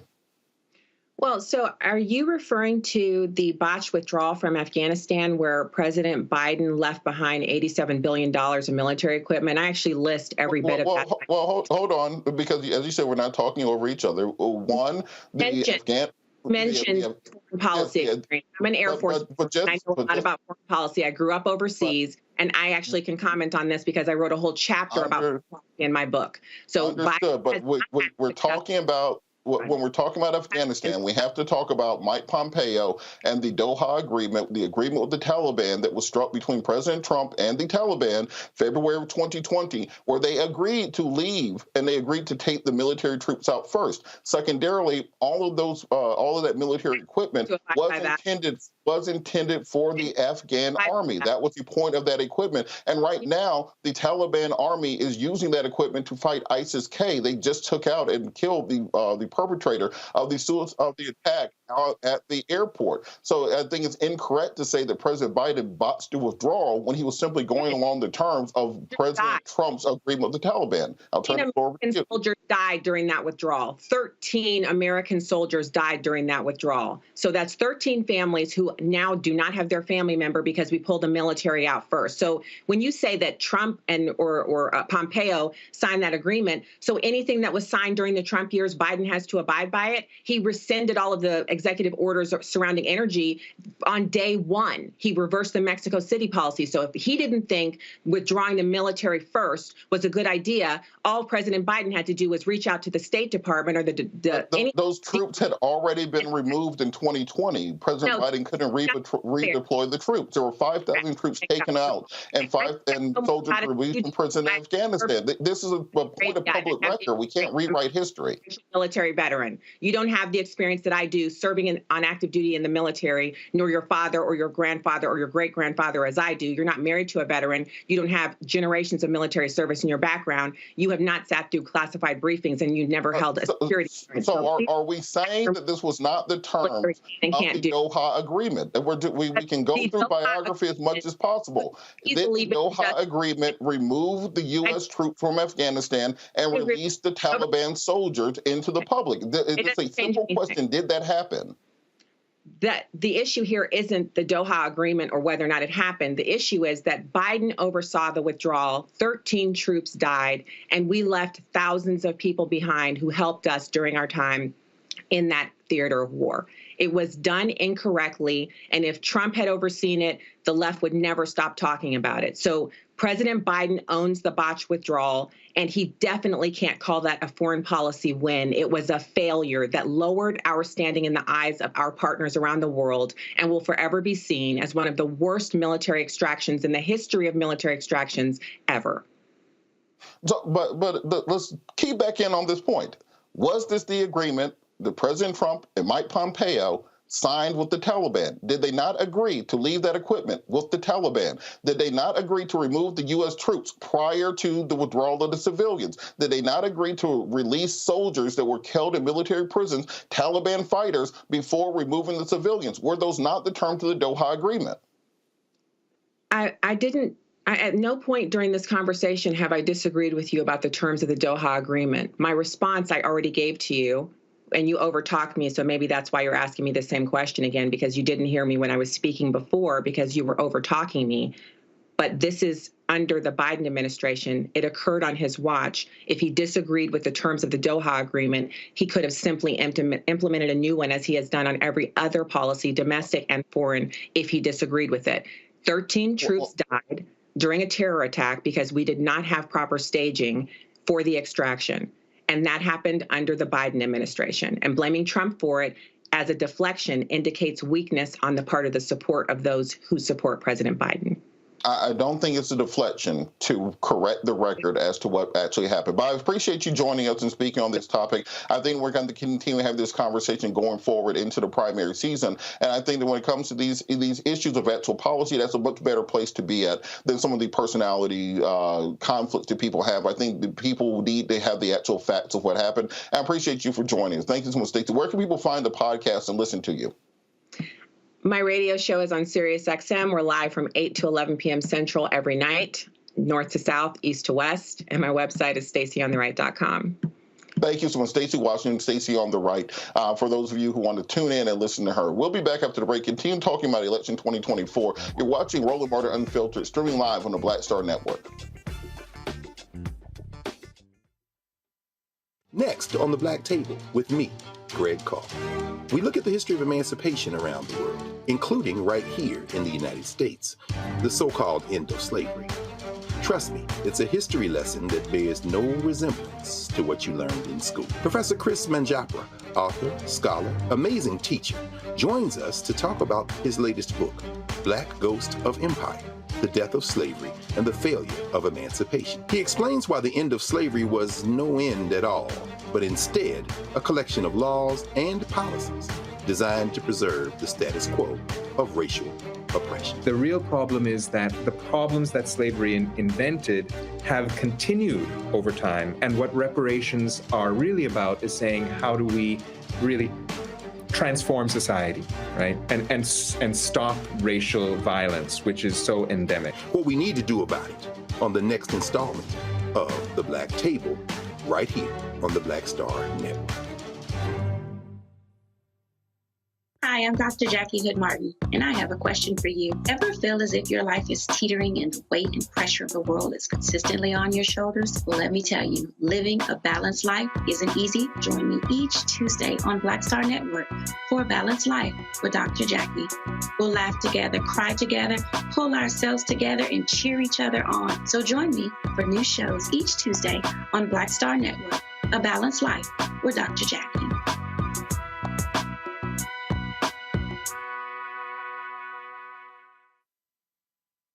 Hey, I'm Arnez J.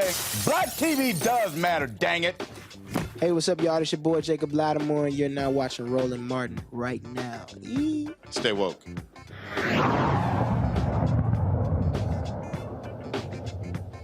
All right, welcome back. Let's bring the panel in on this discussion. Great conversation with Stacey Washington. I think we have to look at the Republican primary also because, as we see, we have very divergent images of history and the things that happen. And unless we're able to correct the record, well, as Mark Twain said, a lie will run around the world, but while the truth is putting on his pants, the reason we know that, because Mark Twain never said that. Going to Dr. Debinga. Dr. Debinga, what was your takeaway for this conversation about what some of the Republican talking points are going to be for 2024?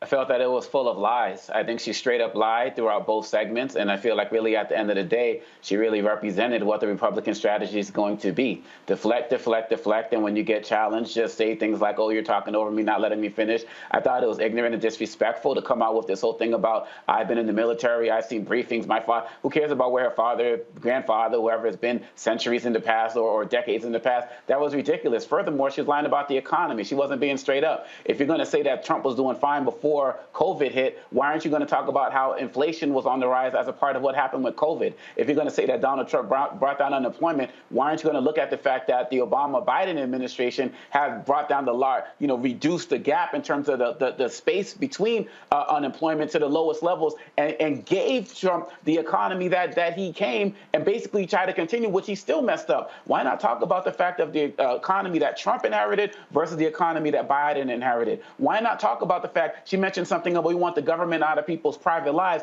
but at the same time, they're trying to put politicians and senators into doctors' offices when women are trying to have abortions in these states where they're being told that, you know, literally women have to be told to go out into the driveway and wait till they're about to die before they can get care. That sounds like an invasion of people's private lives. She wants to talk about freedom. This is a man under Trump who banned diversity hearings way before Ron DeSantis and all of these other guys were doing book bans. So really, at the end of the day, what she's talking about is nonsense. She's excusing everything that happened under Trump, really, at the end of the day, and saying that it was something that happened from a prior administration and everything that Biden is doing. I mean, come on, we talk about the deficit. You hit that. That was on point. What about the military soldiers that died under Trump and the funerals that he never attended? Oh, and by the way, should we also not just, you know, mention the fact that Trump tried to overthrow the country with an insurrection and is actively indicted under some of these things relating to that, and he's supposed to be the president for Black America. Ron DeSantis is supposed to be America's governor. She lied throughout the entire segment, and it was completely ridiculous, and it needed to be called out at every single level. Dr. Malveaux, I want to turn to you because it seems to me that these are questions that we don't often see in cable news, forcing people to articulate, well, what exactly do you mean? When you say President Biden is wrong on Afghanistan, well, this is Trump's policy. When you say President Biden is wrong on the economy, well, these are what Trump's policies were. Well, how can we have more productive conversations in the national square? Because often these folk tales that we hear from the other side of the aisle end up running wild before we can actually get the truth out there for the American people. And unfortunately, there's about a third of America that will buy those things lock, stock, and two smoking barrels. You know, I have never seen anyone so more amusingly myopic. I mean, I was cracking up. I literally was sitting here just laughing. One of my assistants said, "What are you laughing about, Doc? Aren't you on rolling?" I'm like, "No, I'm watching and I'm laughing." She was hilarious because, not just because of the distortions, but because of her lack of knowledge. And then the arrogance to say, well, you've never been in the military. It doesn't matter whether you've been in the military or not, or whether your grandfather. That was, as I agree with Obakongo, that was just absurd. But let's just deal with a few facts. I don't know what Republican is going to deal properly with the issue of global warming and climate change. Much of Biden's energy policy has to be about responsibly turning our Earth to the next generation. 45 basically didn't care about that and acted as if it was a myth. His whole administration, Department of Energy, he deliberately tried to disempower people who were looking at our planet. So, and she kept coming back to energy. The other thing she kept coming back to that was really kind of myopic was the whole notion of the regulatory burden. Well, here's a regulatory burden. You outlaw abortion in how many states? That's a regulatory burden. How many people are dying because they cannot get the kind of health care they need? She's talking about 13 military people who died, and that, of course, any military death is a tragedy. But let's talk about what we're doing to women and children with the debt ceiling killing people. Killing people. The so-called regulatory burden is what, 8 states have now passed laws to make it legal for children to work. In Alabama, they have 12 and 13-year-olds working 8 hours a day. Child labor laws were what protected children. And this woman, the regulatory burden, on which she just have the so-called free market, do whatever it wants to. They jump in to regulate when they feel like it, when it benefits them. That's when they want to regulate. When it does not benefit them, when it oppresses people, then all of a sudden, oh, gee, there's too much regulation. That number that she came up with, $14,000 per family, I'd like to see the math.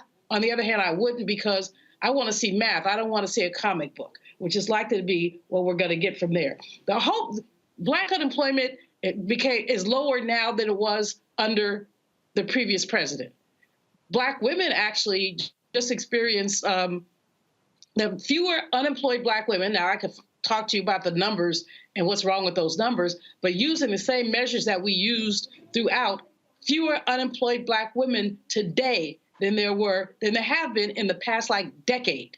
So I'm looking forward to seeing what comes out on Friday. But she conveniently did not mention that fact because, of course, that was, guess what? A fact. And I mean, I don't even know why, Robert. You handle her well, but I don't know why we have this comedian masquerading as a Republican analyst. Why we even have? What did we get out of that? Dr. Brown, I didn't get anything out of it. I mean, I got a lot. So my diaphragm is in pretty good shape because I laugh for about 5 straight minutes, and that's what's good for your for your glutes. So I enjoyed that. Well, Dr. Malfoy, I think it's crucial for us to hear all sides, to have discussions, give people the opportunity in a fair space to discuss the issues they want to discuss, and leave it to the viewers to determine what they take from it. So I think we present all sides and allow the viewers to take from that as well. I do want to correct the record real quick however, my older sister, Helene Patillo, guarded convoys from Iraq to Afghanistan, or from Baghdad to Kuwait City in the Iraq War. My eldest sister, Michelle Patillo, was a Marine for 20 years. My cousin Shamika was in the Navy for 20 plus years. My brother-in-law, the A.D. Adelakun, is, a drill instructor in the United States military. I can go down the list, but this idea that Republicans somehow hold the reins on national security and liberals are just sitting around drinking lattes and driving electric cars while they defend the country, that's very much antithetical to the reality of what is going on. And I think that is a specious, at best, presumption to go off of. Brianna, what was your takeaway? Do you think the Republicans are going to be able to put together a message that will actually appeal to African Americans? Because they always say, well, leave the Democratic plantation. It's like, okay, I'm not just leaving the plantation to go nowhere. Where are we headed to? Or do they have a pathway forward that you think will attract black voters? I don't see it, but I was never one of the swing votes that would be needed. Like I said, I watched the Tim Scott commercial. Trump just had a commercial. It doesn't resonate with me. Actually, it seems like it was anti-Black, especially coming from Scott with the cannons and saying, it's all America, instead of concentrating on what we're talking about and being okay with saying Black America. We can talk about all America, but we can also talk about Black America. And so separating that constantly bothers me. So personally, no. To go into the swing vote, I think there are several issues with it. One, we're talking about Afghanistan, but let's admit it. It's Republicans who put us in problem in Afghanistan in the first place. As you said, Trump said that we were going to withdraw, and then Biden got stuck with it. And so I think it's unfair characteristics of Democrats continuously trying to clean up the Republicans' problems. And so the first 2 years of even Biden is stuff that had to deal with Trump. Obama was the king of cleaning up problems.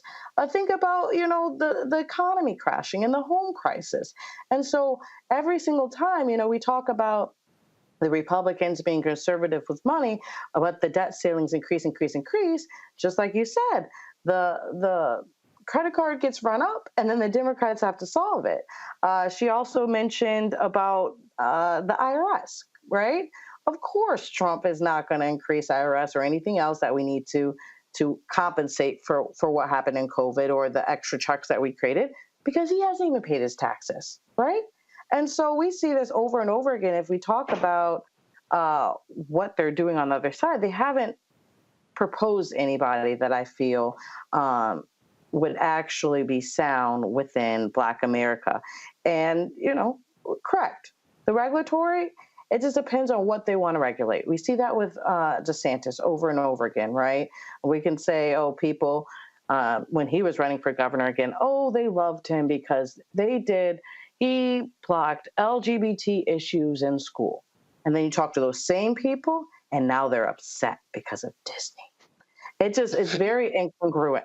And so, I think that you won't see any logical answer, right? If you're trying to see why they would go to one side or not, or who they're going to pick, it's not going to be logical. It might be a little here, a little there, but not overall. I think Republicans are going to have to get a lot better talking points between now and the primary, because at the same time President Trump is running commercials about Ron DeSantis eating pudding with his fingers, Joe Biden is taking nuclear submarines to South Korea in order to stop the proliferation of nuclear weapons in the Korean Peninsula. While Ron DeSantis is suing Disney, President Biden is putting bases in the Philippines. It's a serious candidate versus non-serious candidates. And I think that's why it's difficult to have messaging to kind of get around the unseriousness of, this is where woke goes to die. This is the anti-woke agenda. People care about national security and money, and I don't care about your fight with Disney World. We're going to keep this conversation going after the break. You're watching Roland Martin Unfiltered, streaming live on the Black Star Network. When you talk about blackness and what happens in black culture, we're about covering these things that matter to us, speaking to our issues and concerns. This is a genuine people-powered movement. There's a lot of stuff that we're not getting. You get it, and you spread the word. We wish to plead our own cause. Too long have others spoken for us. We cannot tell our own story if we can't pay for it. This is about covering us. Invest in black-owned media. Your dollars matter. We don't have to keep asking them to cover our stuff. So please support us in what we do, folks. We want to hit 2,000 people, $50 this month, raise $100,000. We're behind 100,000, so we want to hit that. Y'all money makes this possible. Checks and money orders go to P.O. Box 57196, Washington, D.C. 20037-0196. The Cash App is $RM Unfiltered. PayPal is R Martin Unfiltered. Venmo is RM Unfiltered. Zelle is roland@rolandsmartin.com.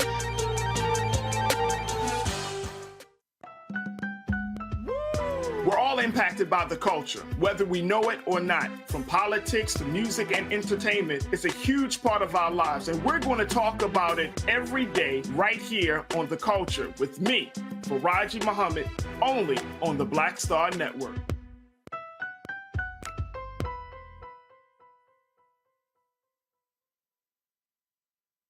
Hey, I'm Cupid, the maker of the Cupid Shuffle and the Wham Dance. What's going on? This is Tobias Trevelyan, and if you're ready, you are listening to and you are watching Roland Martin Unfiltered. All right, welcome back. And in case you guys are wondering, that Donald Trump commercial about Ron DeSantis eating pudding with his fingers, that is a real commercial. I'm not making that up. That is not hyperbole. That is literally what he is campaigning on right now. Just look it up. It's hilarious. But joining me now, we've got to talk about some positive things going on in the community. My next guest says he is on a mission to help children with special needs feel confident and comfortable by offering them free haircuts. It wasn't until Cincinnati's Vernon Jackson met a frightened young boy with autism who was afraid to get his haircut that he realized there was a need for his services. Let's look at how Jackson makes kids feel safe in his barber chair. So good. Great boy. Keep saying what you want to say, but I'm not feeling it. No, I'm not feeling it on the inside. Oh, no. Say hi to everybody. Hi. Hi. Good to see you again. You ready? Yeah.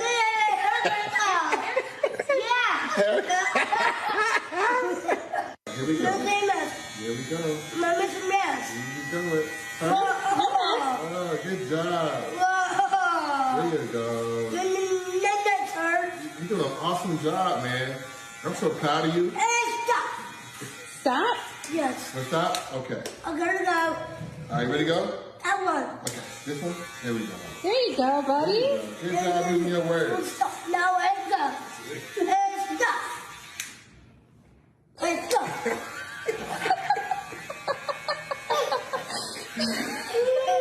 There we go.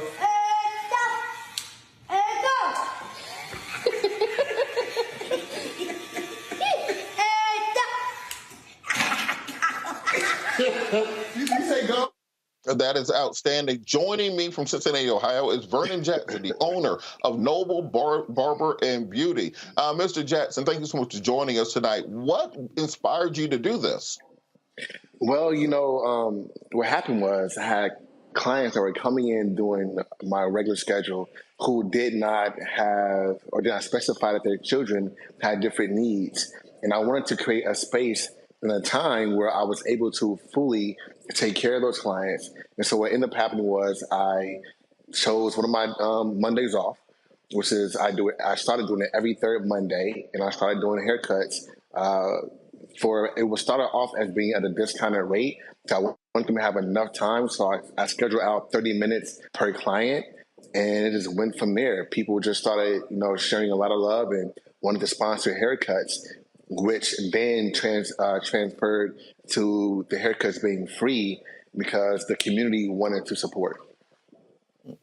And so what has been the community response to as a child? I found out later on in life I was on the autism spectrum. That wasn't really a thing in the 80s. They just called you bad or weird. What has been the community's response to having someone like this who's able to kind of connect with these young men to help calm them? My experience was a little bit different. Just my mom there for a switch telling me to sit down and shut up. That was a little bit traumatic. How has the community responded to you having this more gentle approach and really helping them have that confidence and understanding to be able to sit down, sit still, and kind of go through this process? Well, let me tell you, the community has been behind this thing 100%, both in person and online, with their donations, with their support messages.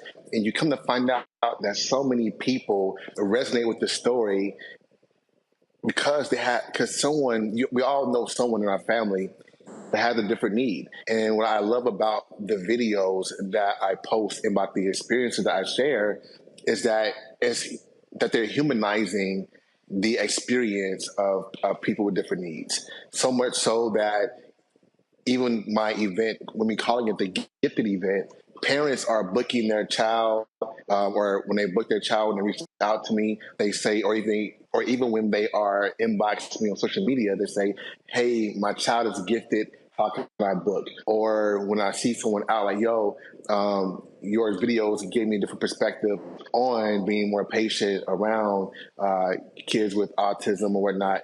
This has been a beautiful experience all the way around. So the public has been, and the community has been behind us 100%. Absolutely. I want to bring our panel in. Dr. Dubinga, did you have a question? Well, first of all, I want to commend you on the work that you're doing. It's truly important as it relates to our young people. I wanted to ask you, as an educator, I see that there are so many challenges with students who may come to school and may not have the nicest haircut or the nicest clothes and the stigma that may get attached to that. But these are things they just don't have access to. Can you talk about some of the challenges that you've seen as it relates to the population that you're working with of young people who may feel disheveled or dismayed because they haven't been able to get that fresh haircut and have themselves looking the way that they want to look, even at a young age? I'm assuming it's been a problem for them, right? Oh, absolutely. I'm glad you brought that up, because a lot, one of the driving forces that propels me in doing this is a lot of the children that come to me, they hadn't had a haircut in months. And some maybe in a year or so in a professional setting, because their experience inside a barbershop or a salon, because, let's face it, the reality is, we all have a unique way that we need to be loved. And my gifted children, they just require a different level of being intentional, and everyone isn't going to get that. And so, a lot of the stories that I hear, I'm like they get to the experience as their last. Like, well, I try every place else. I've seen this guy on TikTok. Let me go see, how he does it. And it's a beautiful thing when I'm not exaggerating. One of the most common responses is, "My child has never sat this still in a chair." Like, the parents come in on edge because they're used to, running, like, even the video with Ellison, the young man, the 7-year-old kid that we went viral together.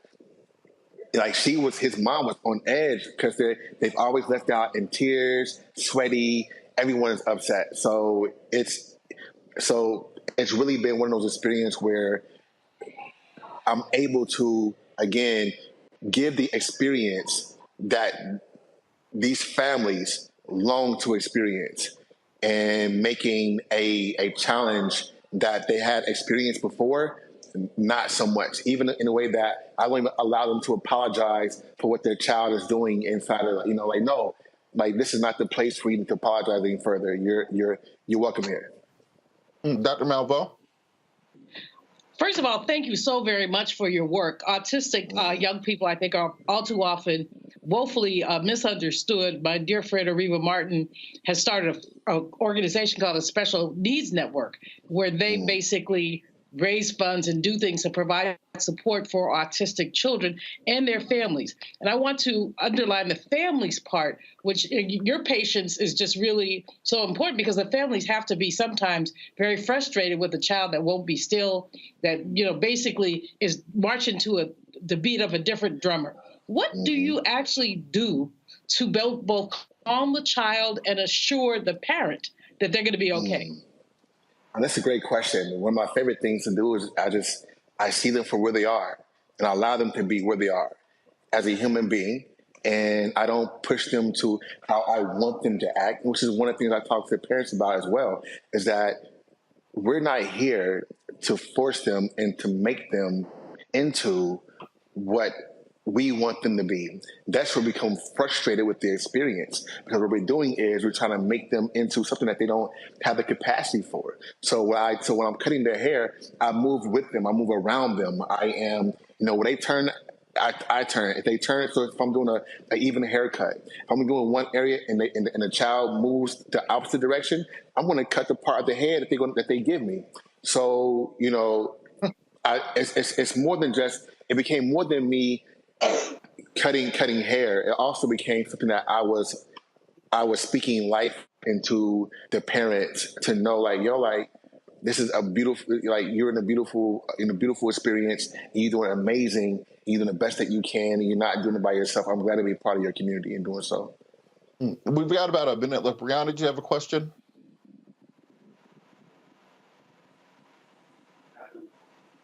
Okay, I think we lost Brianna. So this is outstanding. We would love to see this replicated around the country. How can people find out more about you? How can they follow you on social media? How can barbers out there who are seeing this recreate this in other urban areas? Right now, my social media on TikTok and on Instagram is the best, the number one, in the word period. And in my bio, you can definitely see all my information, both the barbershop and Gifted, and also the book of Gifted Haircut. You can visit giftedevent.com. And right now I'm looking, when it comes to partnerships, I want to travel around the country to be able to work in shops, to replicate and to work with barbers and shops to kind of give them a lesson, or just, work with doing haircuts with them so they can see how it is that I'm doing. At one point in time, I was even looking, me and my friend who's in Houston, her name is Angelica. She does what I do in Houston. She's amazing as well. And we want to be able to travel around and do this thing. And so wherever partnership that opens up, we are definitely going to invest that energy in doing so. But right now, I've been creating an infrastructure that supports that vision, so that way it doesn't fall to the wayside. It's not just another viral video. I'm definitely intentional about taking this thing to the next level. So to fully answer your question, it's being built. Well, we really appreciate everything that you're doing. I want people to remember, stop calling little black boys bad. Stop calling little black boys managed. Understand that we have the same social, emotional issues as everyone else. Black boys have ADHD. Black boys have autism. Treat them with care and compassion, and maybe you grow up and raise caring and compassionate kids. If you teach them that their emotions result in them getting beat all the time, then you grow up with angry and emotional and violent children. And so the actions of people like Mr. Jackson are what's needed to bring up a generation of more gentle and compassionate young black boys that we want to have going forward. Thank you so much, Mr. Jackson, for everything that you're doing. I want to thank our panel today, Dr. Julianne Malveaux, Dr. Debinka, Brianna Cartwright, who had to leave us. Thank you to Roland for letting me keep his seat warm. I'm sure he is enjoying 9 or 16. I've never played golf, so I don't know how many holes you get. 16, 20 holes, however many it is. Hopefully he's having a good time out there. Follow me on all social media at Robert Patillo, and People, Passion, and Politics Sunday. News and Talk 1380 WAOK. And as I say, the end of every song, the words skills got here, no matter the consequences of the future. You've got to hold on to your dreams. Hold on to your dreams, America. Holla! Folks, Black Star Network is here. Hold no punches. I'm real revolutionary right now. Support this man, Black Media. He makes sure that our stories are told. Thank you for being the voice of Black America, Roland. Stay black. I love y'all. All momentum we have now, we have to keep this going. The video looks phenomenal. See, there's a difference between Black Star Network and Black-owned media and something like CNN. You can't be Black-owned media and be scared. It's time to be smart. Bring your eyeballs home. You dig? Pull up a chair, take your seat at the Black Table with me, Dr. Greg Carr, here on the Black Star Network. Every week, we'll take a deeper dive into the world we're living in. Join the conversation only on the Black Star Network. Hi, I'm Dr. Jackie Hood Martin, and I have a question for you. Ever feel as if your life is teetering and the weight and pressure of the world is consistently on your shoulders? Well, let me tell you, living a balanced life isn't easy. Join me each Tuesday on Black Star Network for A Balanced Life with Dr. Jackie. We're all impacted by the culture, whether we know it or not. From politics to music and entertainment, it's a huge part of our lives, and we're going to talk about it every day right here on The Culture with me, Faraji Muhammad, only on the Black Star Network. I'm Deborah Owens, America's Wealth Coach, and my new show, Get Wealthy, focuses on the things that your financial advisor and bank isn't telling you, but you absolutely need to know. So watch Get Wealthy on the Black Star Network.